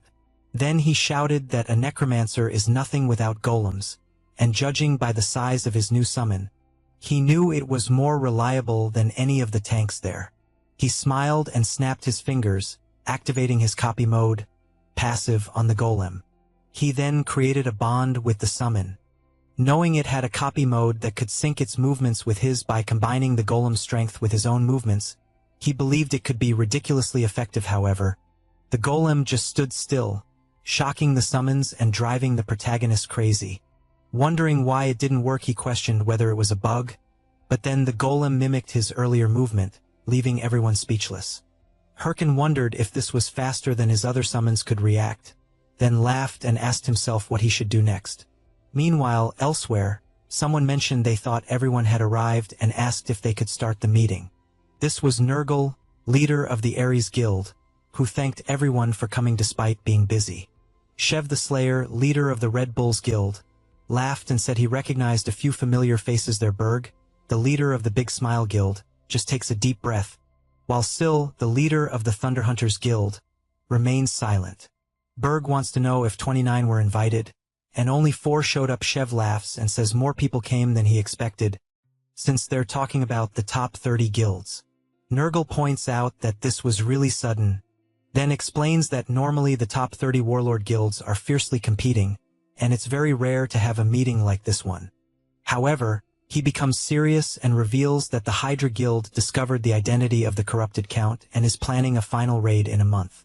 Shev starts laughing and says that's insane, knowing none of the other guilds even came close, and if that's true, then Hydra pulled something off. But he's quickly interrupted by someone slamming the table. It's Berg, furious, yelling that it's all over if they let Hydra get the corrupted Count, since they'll end up monopolizing all future main quests, sponsors, ads, and content. Syl tells Berg to shut up and, releasing her power, says that if he's scared, he should just sit quietly and not bother anyone. Berg doesn't like that at all, quickly equips his claws and asks if she wants to fight. Shev asks them to calm down, saying they're not here to fight. Nurgle agrees with the blonde and makes it clear that a fight between them would only benefit Hydra then. Nurgle emphasizes that this is exactly why he's proposing an anti-Hydra alliance. The 4 guilds present will agree not to fight until the corrupted Count missions are finished, and will share all info about him. He then asks if anyone opposes his idea. Shev says he's not a big fan of alliance schemes, but thinks there's no other way. Berg makes it clear that if they don't stop Hydra, they're screwed. Nurgle concludes the meeting, but Syl, without saying a word, clearly didn't like any of it. Later, outside the game, someone's taking a shower. It's her, thinking the meeting was humiliating since they couldn't even defeat the Chapter 1 boss alone, and had to join forces with other guilds, but she knows there's nothing she can do for now because if Hydra gets the corrupted Count first, they're done. So, for now, she knows it's time to lay low and wait for the next chance. She picks up her phone and tells someone to order all guild members to keep an eye on Hydra and report any strange activity, because the corrupted Count will be theirs no matter what. Meanwhile, inside the game at the Tsuryu Castle branch of the Adventurers Association, Hirkin is surprised, wanting to know what's going on. A guy says he already asked him to go to the Babur Forest. He explains that's where Agent Miggy disappeared, and that the protagonist should search the area for traces. Hirkin says he knows the Babur Forest is full of level 70 monsters, a dangerous area, and that he could die instantly if he goes there now. The adventurer sighs and says that's exactly why he's asking him. A disciple of Ahimbri, he then makes it clear that if the protagonist refuses, he'll lose his status as a corruption tracker, which scares him even more after leaving the association. Hirkin sits by a fountain, thinking, and concludes he's totally screwed. He opens his quest window, and sees he has to find the missing Agent Miggy, who's investigating the corrupted stones, and continue the mission with a reward of 500 gold coins and additional rewards. The penalty is losing the corrupted tracker title. If the quest isn't completed in time, he has 29 days, 9 hours, and 33 minutes. Hirkin gets furious, knowing that if he loses his corrupted tracker status, he'll be kicked from the main quest. Scared, he realizes that accepting all those high-level quests backfired, since he normally wouldn't be able to complete them, but somehow managed in advance to the next stage. And to make things worse, he now accepted a quest meant for or higher, so he finds himself at a crossroads, wondering what to do, knowing he can't just give up on the main quest like that. But at the same time, he knows he can't go to the Baburu Forest either. That's when he overhears a player asking a mage if she thinks the Hydra Guild will complete the main quest, because if they do, he believes they'll definitely rise above the other guilds. The mage emphasizes that the rest of the top 30 guilds haven't even managed to start the main quest. The player then asks what'll happen to the other main quests if the corrupted Count is defeated, which scares Hirkin quite a bit. But he quickly smiles, looks at his watch, and realizes that maybe he doesn't need to go to the Baburu Forest after all. Meanwhile, someone is observing a huge castle from afar, reporting that nothing special has happened, and that his and his friend's mission is finally ending, since having to sit and watch the castle for hours every day was starting to drive him crazy. He asks if his friend agrees. After getting no reply, he calls out to him, his friend being Nadal, 8th in command of Hydra. The guy wants to know what the reward for defeating the corrupted Count will be, and if Hydra will definitely become the best guild. Nadal clearly says not to get ahead of themselves. He adds that it's not over yet, as their mission is to secretly monitor the corrupted Count's castle. He explains they can't let their guard down or leak info, because true professionals know how to stay calm. Then, out of nowhere, a player runs up shouting that he's found Nadal, which makes him furious, asking what the hell is going on. The player is Kim's, rank 3 of the Red Bull Guild, who smiles and says it's been a while. Nadal, shaking with rage, demands to know what a Red Bull member is doing there. Kim says the boss on that mountain is high level, so he came to defeat it. He then asks if that's what they're there for. Nadal looks at his friend, knowing they can't reveal their real mission, and replies that yes, that's exactly why. But Kims walks up and asks why he looks like he's dying to take a dump, which enrages Nadal even more, yelling that it's not true. Kims turns and says he's leaving, and tells Nadal to feel free to go relieve himself, making him even crazier with rage, screaming that he already said that's not it. So Kims walks away while Nadal yells at him to come back. After walking a bit, Kims taps his watch and informs someone that the Ethan command of Hydra is there, and that it looks like the lead they got was true. Shev and Yell are listening as Kims passes on the information. The leader says it's unbelievable that the anonymous lead about the corrupted count's location was accurate. Yell says she was sure it was a prank, but in the end, they sent Kims just in case. So she points out that they were given such important information way too easily. She wonders what the motive is. Shev says he doesn't know, but maybe it's someone inside Hydra holding a grudge against their own guild. Kims chimes in, saying they're not really in a position to be picky about things like that, since they were about to lose everything to Hydra. So he asks if he can start a fight to buy them some time. But Yell tells him no and says to fall back for now, since if that really is the corrupted count's location, then most of Hydra's forces must be there, and they can't afford to lose one of their top members right now. Kims says the leader is being too soft on him, since it's not like the Red Bulls will fall apart if he's not around. But at that moment, someone charges at him, and a massive explosion goes off. Shev and Yell are immediately concerned about their friend as the dust settles. Kims finds a sword pointed at his face and realizes they weren't the only ones who got the anonymous tip.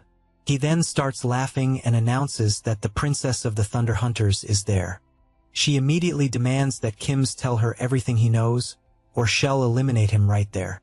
This is the Thunder Princess Howie from the Thunder Hunters Guild. Meanwhile, a bear growls fiercely as the protagonist's golem prepares for battle. The massive bear wastes no time and strikes the golem, which simply defends against the attacks. Eventually, it spots an opening and counterattacks, while the protagonist summons watch the fight. The battle rages on, and the skeletons are enjoying the show while eating popcorn. Herkin, however, is puzzled, checking his status and wondering why everything is so quiet, since he's sure the emails were sent, and he should be getting replies. He knows the only way to solve this without going to Babaru Forest is to force the mission to end. He's aware that Warlord's main story consists of many chapters. The current one is Chapter 1, The Corrupted Count. And when the Corrupted Count is defeated, the chapter ends, and all related missions are forcefully concluded. He takes a deep breath and realizes that even if he tried to defeat the Corrupted Count himself, he wouldn't make it in time, so he prefers to move on to the next chapter within the remaining time. He then starts yelling that he doesn't care who it is. He just needs someone to defeat the Corrupted Count. That's exactly why he's spreading the information to several guilds, except for Chai Sol Yun's. So he wonders why no one is responding. Suddenly, something catches his attention. The system notifies him that the Hydra Guild is starting a live stream. Meanwhile, his golem is being severely attacked, having its arms broken, and the giant bear doesn't stop, launching another powerful blow. But Herkin shows up, punching the bear in the head and telling it to shut up and stay quiet while he's thinking.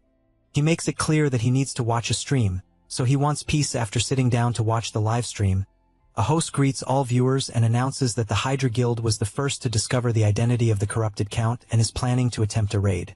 The planned date for the raid is Herkin hopes it's sometime this month. Then the host says ITLLB in 3 days, which really surprises the protagonist. The stream ends and he comments that it's sooner than expected.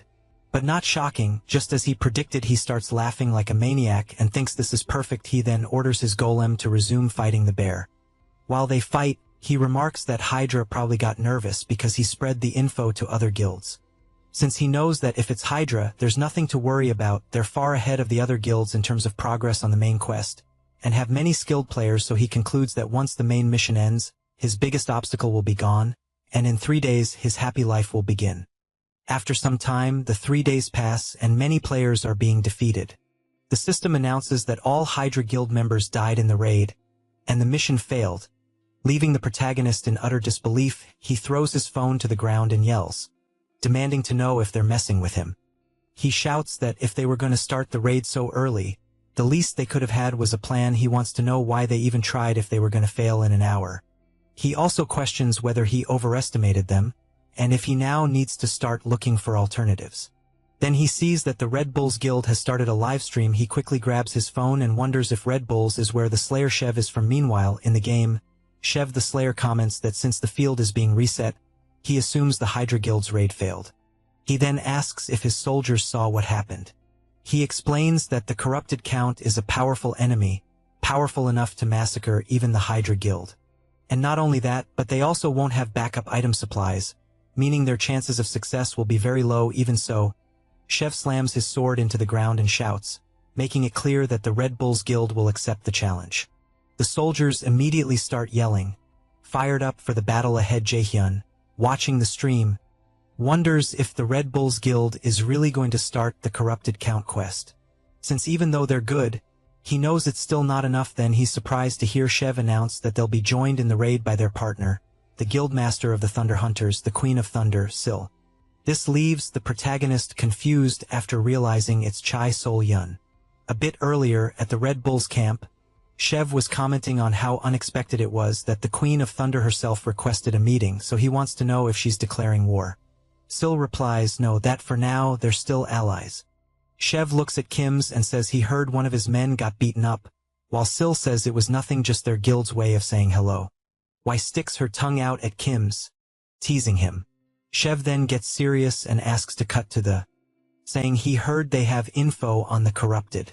He pretends not to know what she's talking about, but Sil says she doesn't have time for games, and that she's confirmed some members of the top 30 guilds received information about the corrupted Count, and that since someone like him, who couldn't even begin tracking the Count, suddenly started doing it, even an idiot would notice. He laughs and admits she caught him, saying it's true, but notes they don't know who provided the tip. She gives a sinister laugh and asks if he really thinks the Hydra Guild will succeed. Shev says he's not sure. Sil replies they'll fail, and that they moved up the raid date just to be first. But she knows the corrupted Count is the first boss, so it won't be that easy. They'd have better chances if they let others go first to gather information. Shev gets serious and says he's sure she didn't come just to talk about Hydra, so what's her real point?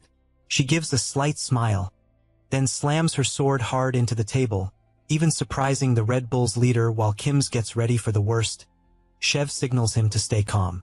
Sil asks if they can't work together on the corrupted Count raid, and says she'll let him get the first kill.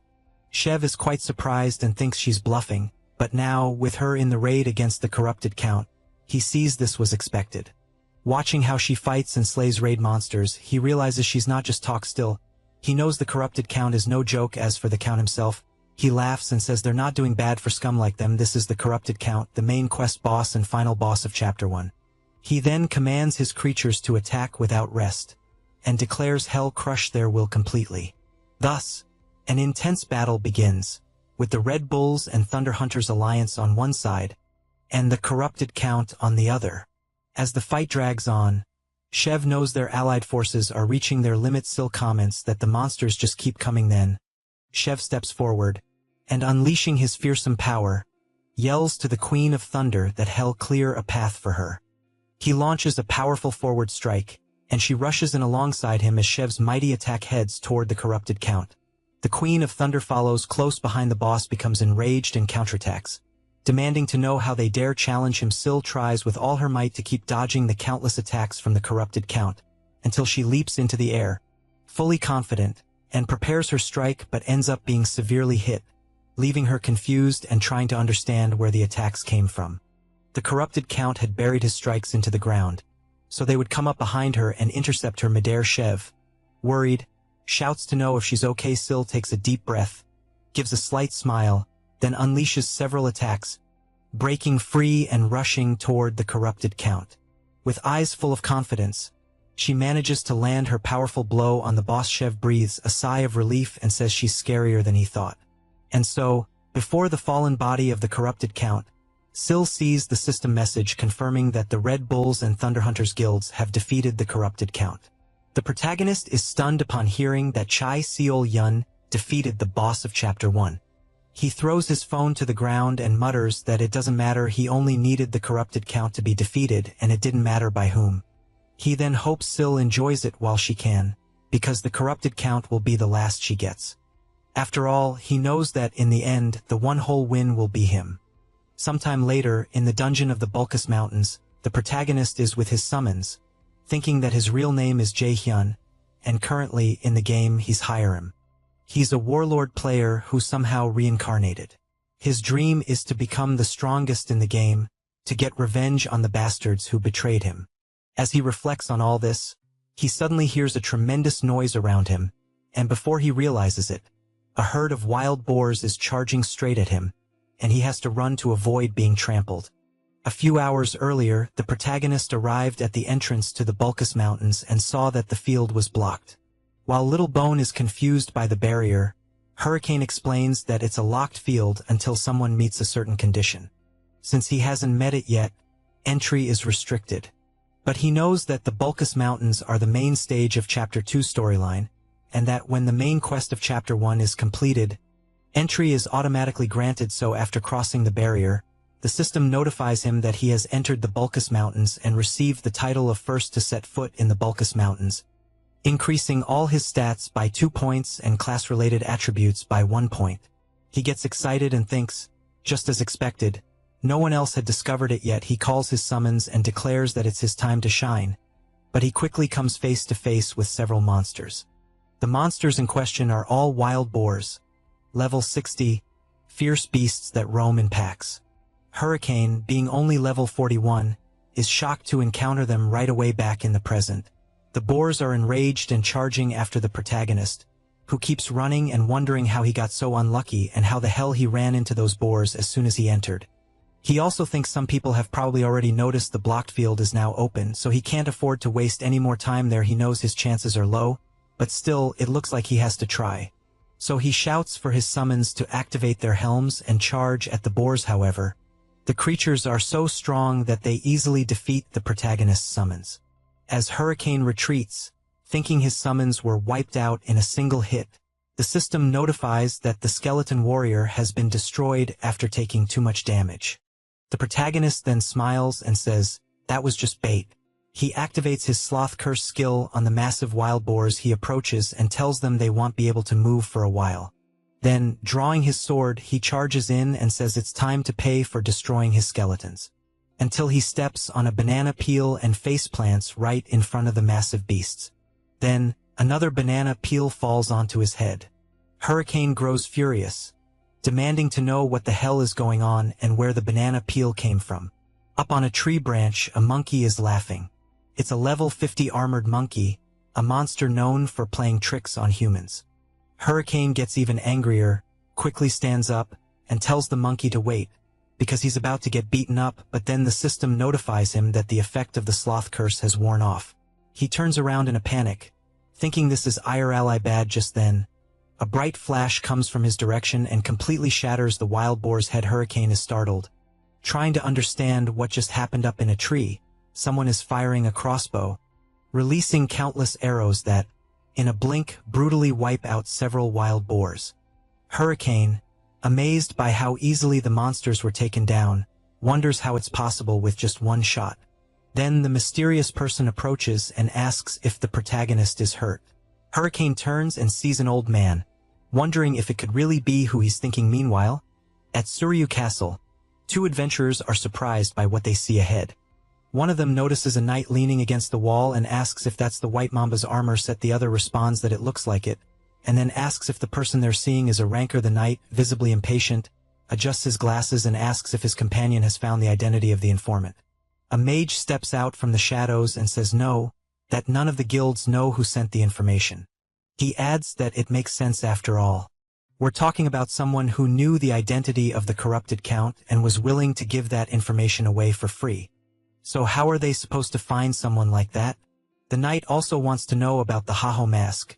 If his friend has any updates, the mage replies that he's just posting regular hunting videos, and that it seems to be something about giant bears. The knight begins to get angry while the continues, saying there's no way a newbie who just started the main storyline could be behind all this. He then asks where the knight's next assistant job will be. The knight says it'll be with the Sweepers Guild. The mage, frustrated, comments that it looks like they're going to be really busy again. The knight assures him he'll handle the assistant job, and asks his friend to focus on finding the person who leaked the information. He emphasizes that they don't know who this person is, but swears hell make sure they pay for destroying the balance of the world.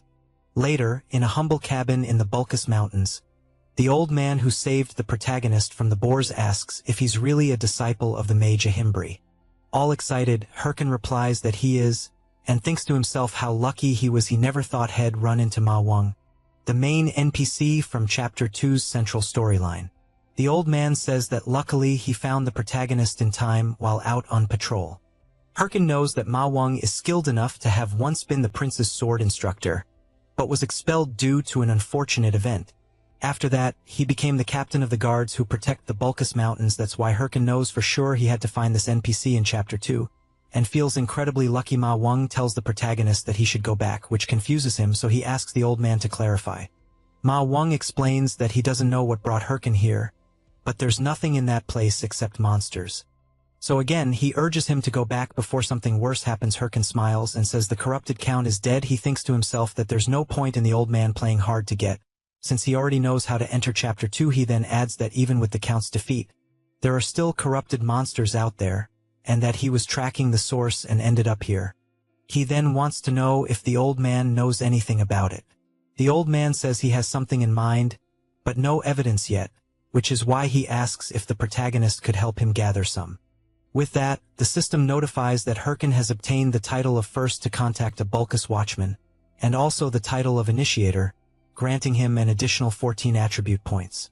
Herkin gets excited after learning he received 2 rare titles, and tells the old man that he can indeed help. Mong asks the protagonist to first calm down and then investigate the monsters near the area. Thus, the quest The Bulkus Watchman's Request is created, and Herkin must defeat 50 monsters in the Bulkus Mountains with a reward of 500 gold coins and increased trust from Maung. Without wasting time, Herkin heads out of the cabin, thinking this is great since he knew he needed to level up anyway. He then reflects that he'll leave the high-level monsters like wild boars and warrior bears for later and start with the easier ones. Until he remembers something, recalling how the armored monkey mocked him. He decides he'll start with it and wonders how he's going to make it pay. Later, still in the Bulkus Mountains dungeon, a player slips on a banana peel, followed by another. This keeps happening for a while, and the armored monkey just laughs at the players. Then another player starts walking by, and the monkey immediately sets its sights on its next victim. It gets ready, but Herkin suddenly appears behind it and says he finally found it. The monkey turns around awkwardly, and the protagonist, with a bizarre expression, says he's going to eliminate it. Without hesitation, he grabs his sword and charges at the creature. However, the armored monkey easily dodges all of the protagonist's attacks. Herkin tries everything to land a hit, but the monkey always evades. Then the monkey increases its speed and quickly flees. The protagonist chases after it. Furious while chasing the creature, he thinks about how annoying the monkey is so fast, and the trees keep getting in the way, making it hard to attack. So he stops on a tree branch, prepares an attack, and throws his sword at the monkey. The creature notices the attack coming and gets really scared. The protagonist's sword hits, but it lands right beside the monkey, scaring it even more. The creature starts laughing at the protagonist, but Herkin makes it clear that the sword attack was just a distraction. Right then, his golem appears and delivers a powerful punch, causing massive destruction. Herkin watches from afar, and it doesn't take long for the system to inform him that he has earned the title of being the first to hunt down and eliminate an armored monkey. Herkin is pleased, and thinks it's time to start hunting more of them. Meanwhile, several cameras are snapping photos, as Shev the Slayer and Sil the Queen of Thunder are there. They shout out congratulations to the Red Bull Guild's Red Bull, and to Sil from the Thunder Hunters for completing the first chapter's boss raid. Then, a reporter player approaches the Queen of Thunder and asks if she'd like to say something. She gives a slight smile and says she thinks they were really lucky this time, but they'll keep working hard to bring good results in the future. However, off camera, she looks displeased. Howie, walking with the Queen of Thunder, says she's the best. Then, he admits he thought they were done for when the last wave of monsters came, but then she appeared, jumped in alone, and defeated the corrupted count. Sil says she was lucky, and emphasizes that they couldn't have done it without the Red Bulls. Still, she knows that to achieve a full victory, need the skills of the player known as Heiho Mask. Disappointed, she asks Howie to call Hatch. Shocked, he yells, wanting to know why the Queen of Thunder would need that loser. Sil becomes serious and makes it clear that there's something they need to hunt. Meanwhile, something is breaking, and the system soon informs that the protagonist's equipment durability has dropped to 0 and was destroyed. Herkin looks at his sword in frustration and thinks it's time to look for new gear. But he knows the problem is that he has no money. So, he concludes that his only option is to try for gems, since he knows they have a very low drop rate for monsters and are used to craft items. For example, the Green Goblin gem grants 1 extra point of dexterity, the Werewolf gem grants 2 extra points in the attack attribute. They also have additional effects depending on the monster they drop from. He then thinks that gems dropped by armored monkeys are great for making equipment. With that, he summons his creatures and shouts that they're gonna hunt every last armored monkey. 9 hours later, Herkin is devastated, as he had no success in getting any gem drops. And looking at the pile of countless armored monkeys, he wonders if a drop should have happened by now. Then, with a crazed expression, he tells his summons that hell try just one more, because he thinks maybe this time it will drop. Suddenly, someone approaches, calling out to the protagonist. A warrior in sinister armor says that Herkin must be Heiho Mask. The protagonist is intrigued, wondering who this person appearing out of nowhere could be. Looking more closely, he notices the man is decked out in a full and expensive fire lizard set, and wields a hero orc sword, meaning he's at least level 70. So he starts thinking maybe the guy is one of those players. The man introduces himself as Coyote. Then, he starts making some strange movements. And, as soon as he stops in a completely ridiculous pose, he officially challenges the duel. Herkin is confused, wondering what the hell the guy in front of him is doing, while Coyote comments that he heard the protagonist is getting popular on Tube, so he points out that beating him would make him popular too. Herkin thinks that he must be just another attention-starved loser. He turns away and says he's busy and tells him to get lost. Coyote yells, asking the protagonist to wait. Herkin, irritated, wonders why the gem isn't dropping, and now there's a crazy idiot bothering him. On top of it, Coyote shouts that he'll pay 5,000 gold if the protagonist fights him. Herkin stops when he hears that, quickly turns around and runs up to the player, saying he'll gladly accept the duel and welcomes him, calling him a customer and thinking that he loves customers.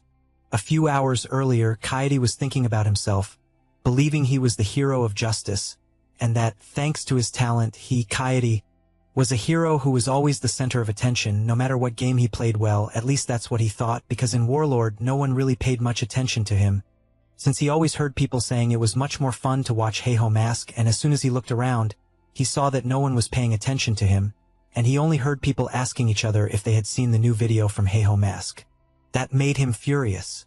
He punched the ground and, thinking about Heiho Mask, began yelling that he was being buried by him because they started the game at the same time. Coyote knew his opponent's level was lower than his, and that he didn't even have good items, so he wondered why everyone loved him. Then, upon realizing something, he questioned where he was, since he had run off without thinking and ended up there. And as he looked ahead, he saw a player surrounded by little creatures, but upon closer inspection, he realized it was Heiho Mask. However, he knew that was supposed to be a blocked field, so why was he hunting there? Then he had an idea. What if he posted a video of himself defeating Heiho Mask? If it worked, could he steal all his fame? So back to the present. Coyote removes all his gear except his helmet and tells the protagonist that he'll give him 5,000 gold if he can beat him in a duel. Herkin can't believe what he's seeing and yells, wanting to know why the hell he's stripping. If he said he wanted to fight, Coyote replies that it's to make it a fair fight and emphasizes that, from what he heard, it seems the protagonist's armor just broke. Herkin doesn't like hearing that. He didn't expect his opponent to know about it. Coyote insists that what he wants is a fair unknown battle, and that he doesn't want anyone saying he only won because of his gear, which is why he asked the protagonist to give it his all. Still in disbelief, Herkin wants to know if his opponent really thinks he'll take him seriously dressed like that. But as Coyote charges at him without hesitation, he shouts for them to cut the chatter and just fight already. Herkin dodges the first strike and points out that Coyote should listen when people talk, but the player doesn't care and keeps launching a flurry of attacks, forcing Herkin to dodge all of them. Coyote gets irritated and demands that the protagonist fight back instead of just defending. While still dodging, Herkin tells Coyote to make him do it, which enrages him even more, prompting him to activate his booster skill and throw a powerful punch. Herkin worries if he'll have time to dodge, but ends up getting hit and is sent flying. Lying on the ground, Herkin realizes his opponent just used the booster skill, a warrior class ability that speeds up movement for a moment. Watching Kaede from a distance and seeing his aura, he reflects that, although he may look like an idiot, his level seems higher than his own. So he concludes that facing him head-on is a bad idea. Then he gets an idea. He gets up from the ground, and Kaede comments that it looks like the protagonist is finally ready to face him. He tells him to go all out because hell surpass his best. As he charges again, yelling that he's going to show everyone he's stronger than Haihu Mask, he activates his booster ability once more. But Herkin throws dirt at Kaede's eyes, and while he's distracted, the protagonist sweeps his legs out from under him, making him lose balance and tumble to the ground. Herkin makes it clear to his opponent that, if his strength stat is higher, he just needs to overcome it with his own skills. That said, he lands a powerful kick to Kaede's face, followed by a strong uppercut. Launching Kaede hard into a tree, the player trembles with rage, calls Herkin a coward, and demands to know how he considers what he just did a skill. The protagonist responds that no one cares about that when fighting for their life. Herkin laughs and makes it clear to Kaede that he lost because he'd rather stick to his pride than focus on winning. Then, he activates his skin grafting skill, Armored Monkey Hide, and the system immediately notifies that the protagonist has been strengthened with the Armored Monkey's attributes. Kaede becomes very worried and thinks that if he's hit by that, he'll definitely die with a sinister aura.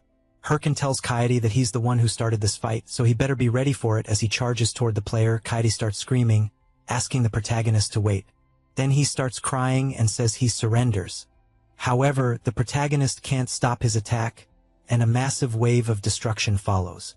Fortunately, and luckily for Kaede, Herkin manages to change the direction of his blow, hitting right beside his opponent's head. The tree and everything behind it are completely destroyed. Kaede trembles in fear, thinking it was so terrifying that he almost forgot he was in a game. Herkin laughs and tells Kaede to hand over the 5,000 gold already.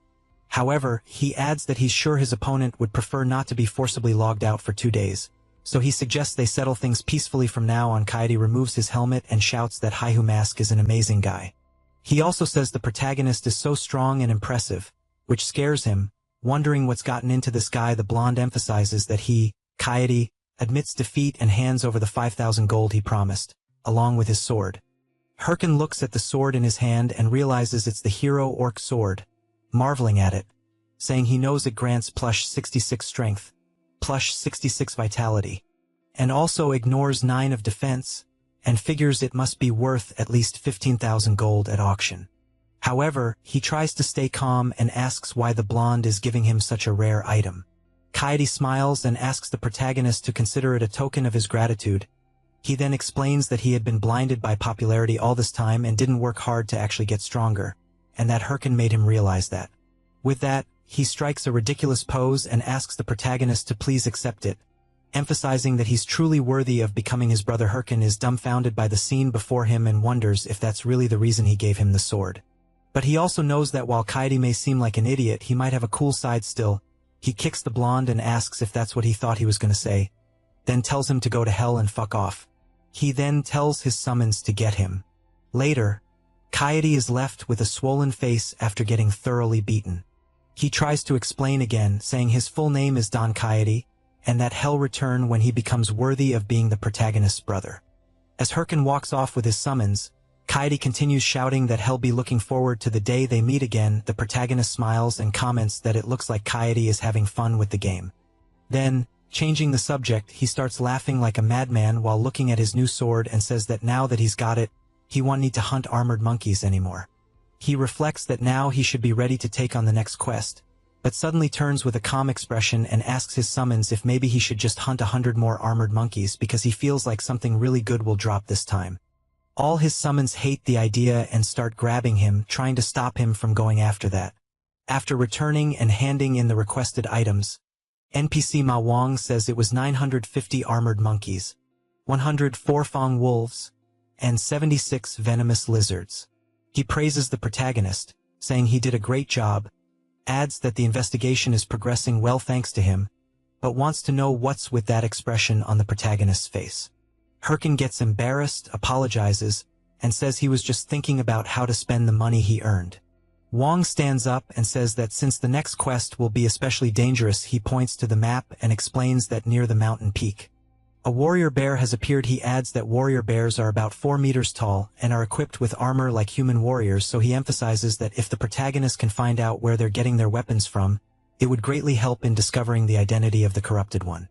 Herkin stands up from the chair and comments that, in other words, Wong wants him to defeat them and bring back one of their weapons. The NPC asks if the protagonist thinks he'll be okay going alone, since even guards have trouble dealing with them solo, and suggests he should look for someone else.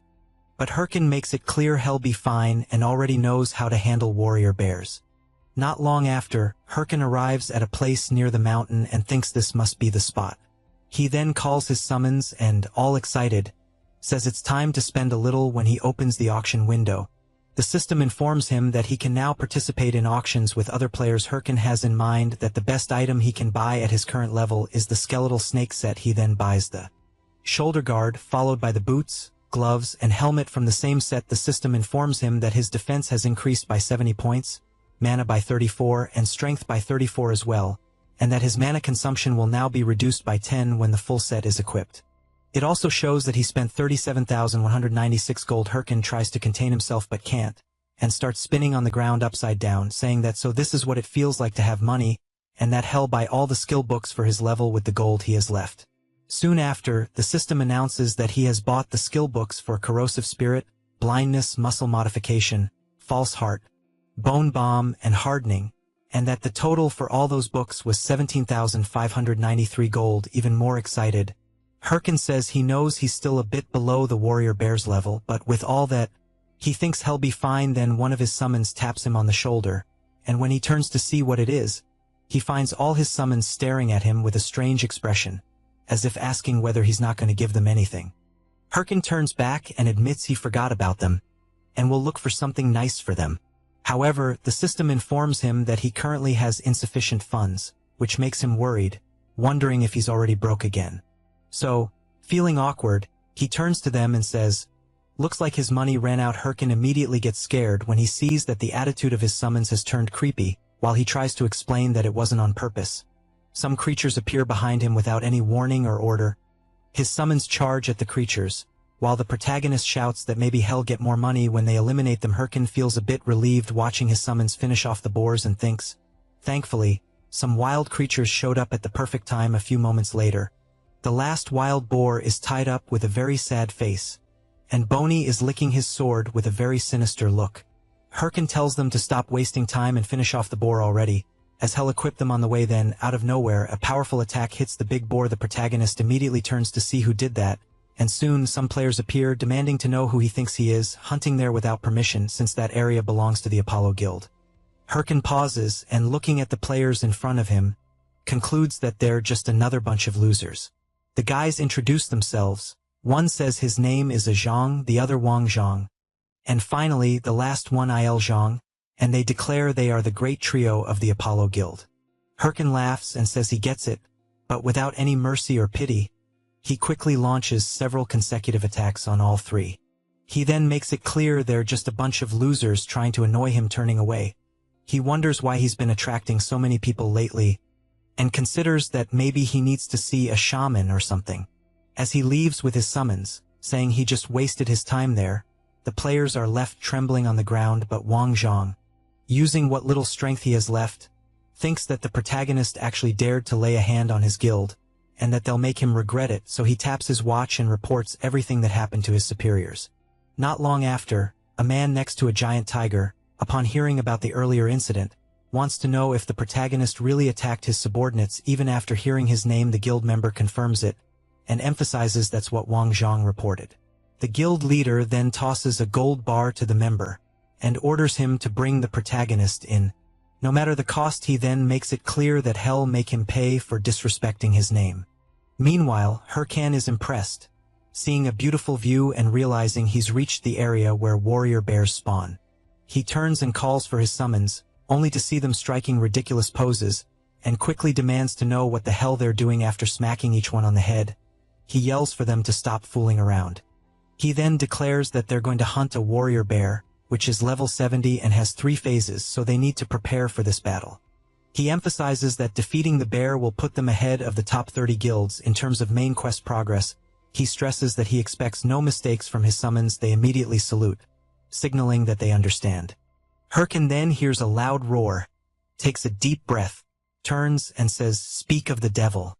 The enormous warrior bear appears right in front of them. Herkin activates his watch and quickly equips his battle gear confident. He declares that he's going to claim this main quest for himself. Meanwhile, a guy thinks that this must be the Bulka's Mountains and hopes that Heiho Mask is still around, since he came to the location right after watching the video about the armored monkey. He takes a deep breath, starts banging his head against a tree, and wonders why the hell he has to go to the ends of the earth, since he was supposed to be someone important, and ended up being ordered to fetch a rookie. As he starts shouting, wondering how hell even managed that because it feels like a crime, a wild boar king is about to attack him. He turns when he hears the noise, but without doing anything dramatic, simply conjures a magic circle and unleashes a powerful hellfire attack on the creature, burning it completely. This is Ballista Hatch of the Thunder Hunters Guild, also ranked 5th among all mages in Warlord, and he's just hoping Heiho Mask shows up soon. Back to the protagonist's battle, the massive bear lets out a loud roar, and Herkin remembers that before his regression, when he challenged the bear along with his guild members, they failed 6 times before barely defeating it. But he knows that if he fails again this time, he'll lose his lead in the main quest to someone else. So he reflects that to land an effective hit on the warrior bear, he'll need to aim for gaps in its armor and remove it. As he keeps thinking that he can do this, now that he's prepared with his new skills, the massive bear charges at him in a fury. Herkin smiles and tells his summons to act on his signal.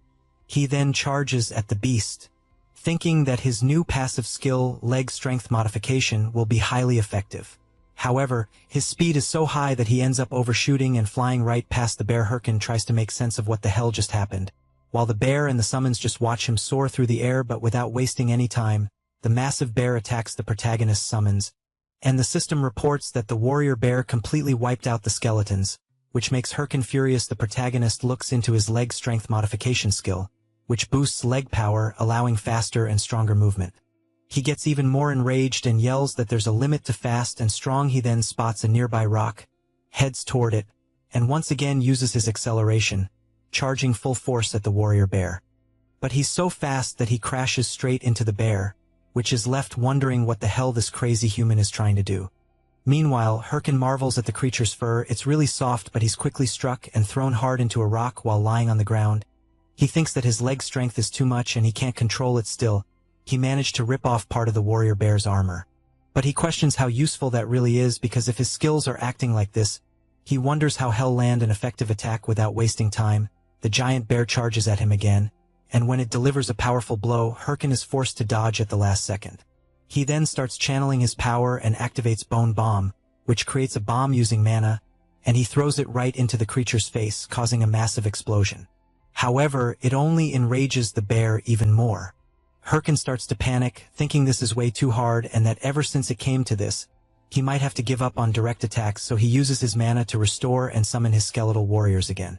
He then states that he has no choice but to fight like a proper necromancer, but he quickly notices the strong distrust in his little summons' faces.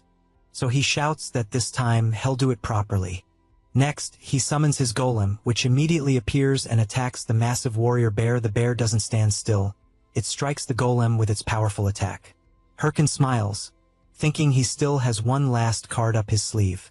He then uses the harden skill on the golem, making it more durable. With that, he snaps his fingers and orders his summons to attack. They quickly charge at the bear, whose sword is being held back by the golem. The skeletal warriors manage to land their hits, but this only serves to make the creature even angrier. However, Herkin makes it clear the bear shouldn't be mad yet. There's still one big attack left. He then yells for his skeletal mage to finish it off, but both he and the warrior bear get caught in the flames of the skeleton mage's attack. Herkin can't believe he got hit too, so he turns furiously and shouts, calling his summon an idiot and saying it was supposed to wait until he got out of the way. At that moment, the warrior bear lets out a massive roar, and the system reports that the creature used its battle cry skill, allowing it to recover 50 of the damage taken, and it quickly charges at the protagonist, who's still distracted by his summon. Herkin takes a deep breath, turns around laughing, and declares that he doesn't care about strategy. Brute force and numbers are always the best option. Then he throws multiple bone bombs at the bear, causing an overwhelming explosion visible from far away. The summons can't believe what their master is doing. But he doesn't care and continues bombing the warrior bear nonstop. Time passes on top of the fallen creature. The system reports that he defeated the warrior bear and that the protagonist's experience increased. He also received 100 for gold. Thus, the NPC Wang's judgment quest was completed. Herkin looks at his trembling hand and thinks that the warrior bear was the one his entire guild struggled against before his regression. He then clenches his fist tightly, thinking that now he managed to defeat it alone, and that means he wasn't wrong after all. So he walks over to his summons and tells them they did a great job, and that now he can return to the NPC guard and proceed with the next quest.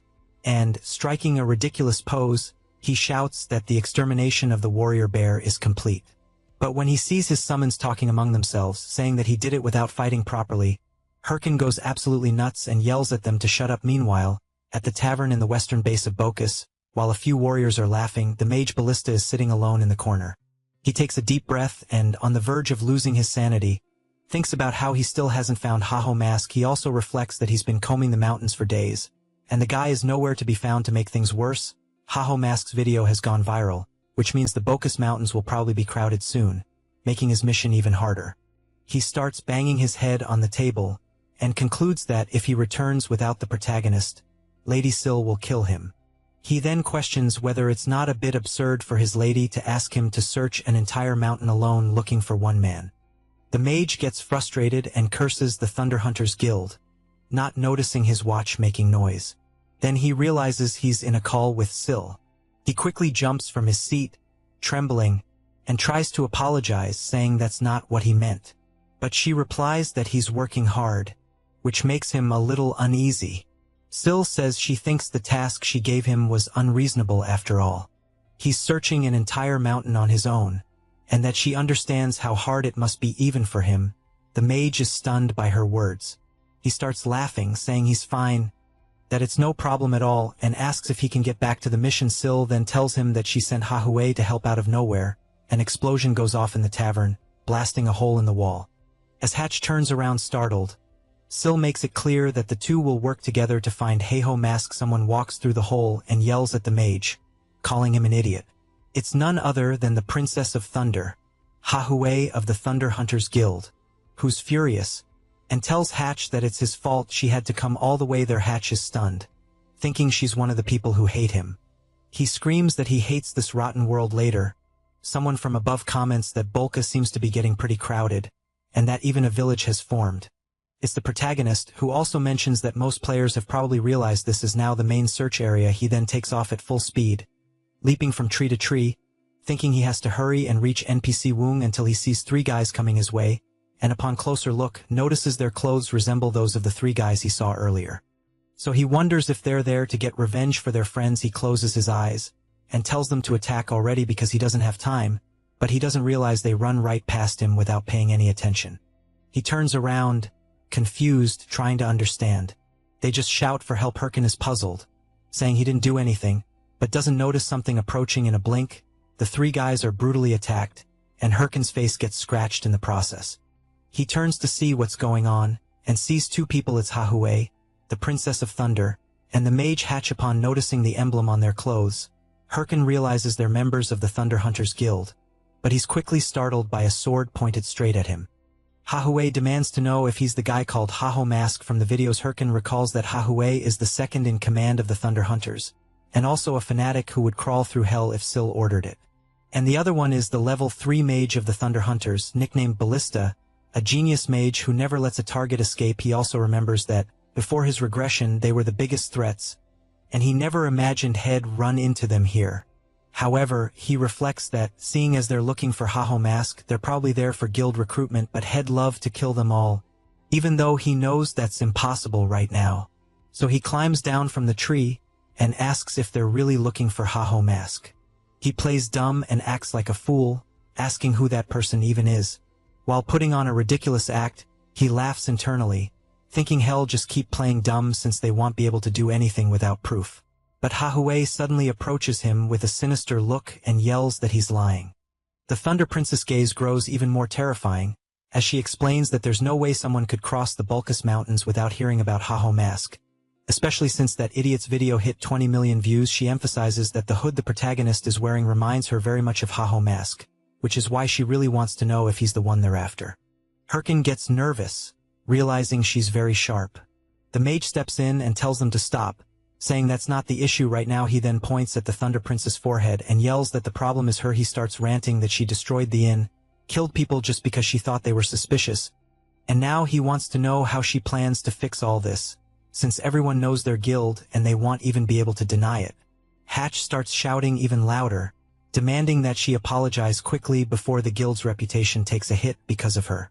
Hahui also gets flustered and yells back, asking why the hell she should have to apologize. Herkin watches, stunned, wondering if they've always been like this. Eventually, Hahui, visibly annoyed, mutters an apology. Hatch watches her walk off and asks what kind of dumb behavior that was. He then turns to the protagonist, apologizes for his partner, and wishes him a good game.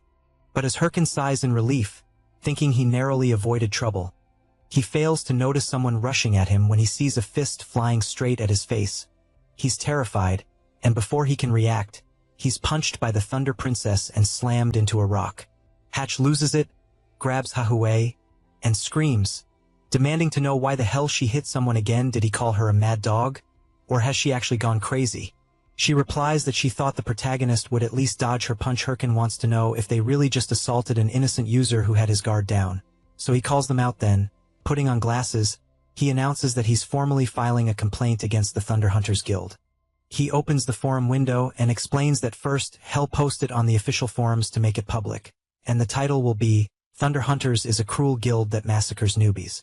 The mage panics and quickly apologizes, saying they'll compensate him, and begging him to just forget about it if possible. So Hatch hands the protagonist a handful of gold coins, and Herkin comments that since the mage is offering 1,000 gold coins as a gesture of sincerity, hell let it go. Hatch breathes a sigh of relief and thanks him. He then grabs Howie's arm and while dragging her away, yells that he can't stand her. Herkin knows what he just did is pathetic, but for now, it's the best option because he's fully aware that provoking them carelessly would be a disaster. That's why he knows he just needs to endure this a little longer. As they walk away, Hatch asks why the hell she causes problems every single time, and if she doesn't realize image management is vital for a major guild. Slightly confused, Howie wonders if people don't instinctively dodge when attacked. Hatch asks if she's seriously trying to say it's his fault for not dodging her punch. She replies that it's not that, it's just that guy. He looked like he was just annoyed seeing the attack coming his way, almost as if he thought he had no choice but to take the hit. Hatch says he's begging her, and asks if she can just be quiet. She tells him to shut up and calls him a loser. Meanwhile, the protagonist returns to NPC Woong's house and hands over a piece of the warrior bear's armor. Woong comments that this was expected, and that something is definitely going on. He thanks the protagonist once again, and emphasizes that if it weren't for him, there would have been many casualties. However, he wants to know if he's okay. Since he sees him trembling, Herkin replies that he's fine, but is thinking that the NPC needs to hurry up and move on, because if there's any delay, the top 30 guilds will catch up with that. The NPC grabs a chest and places it on the table. As he opens it, he asks the protagonist to pick just one.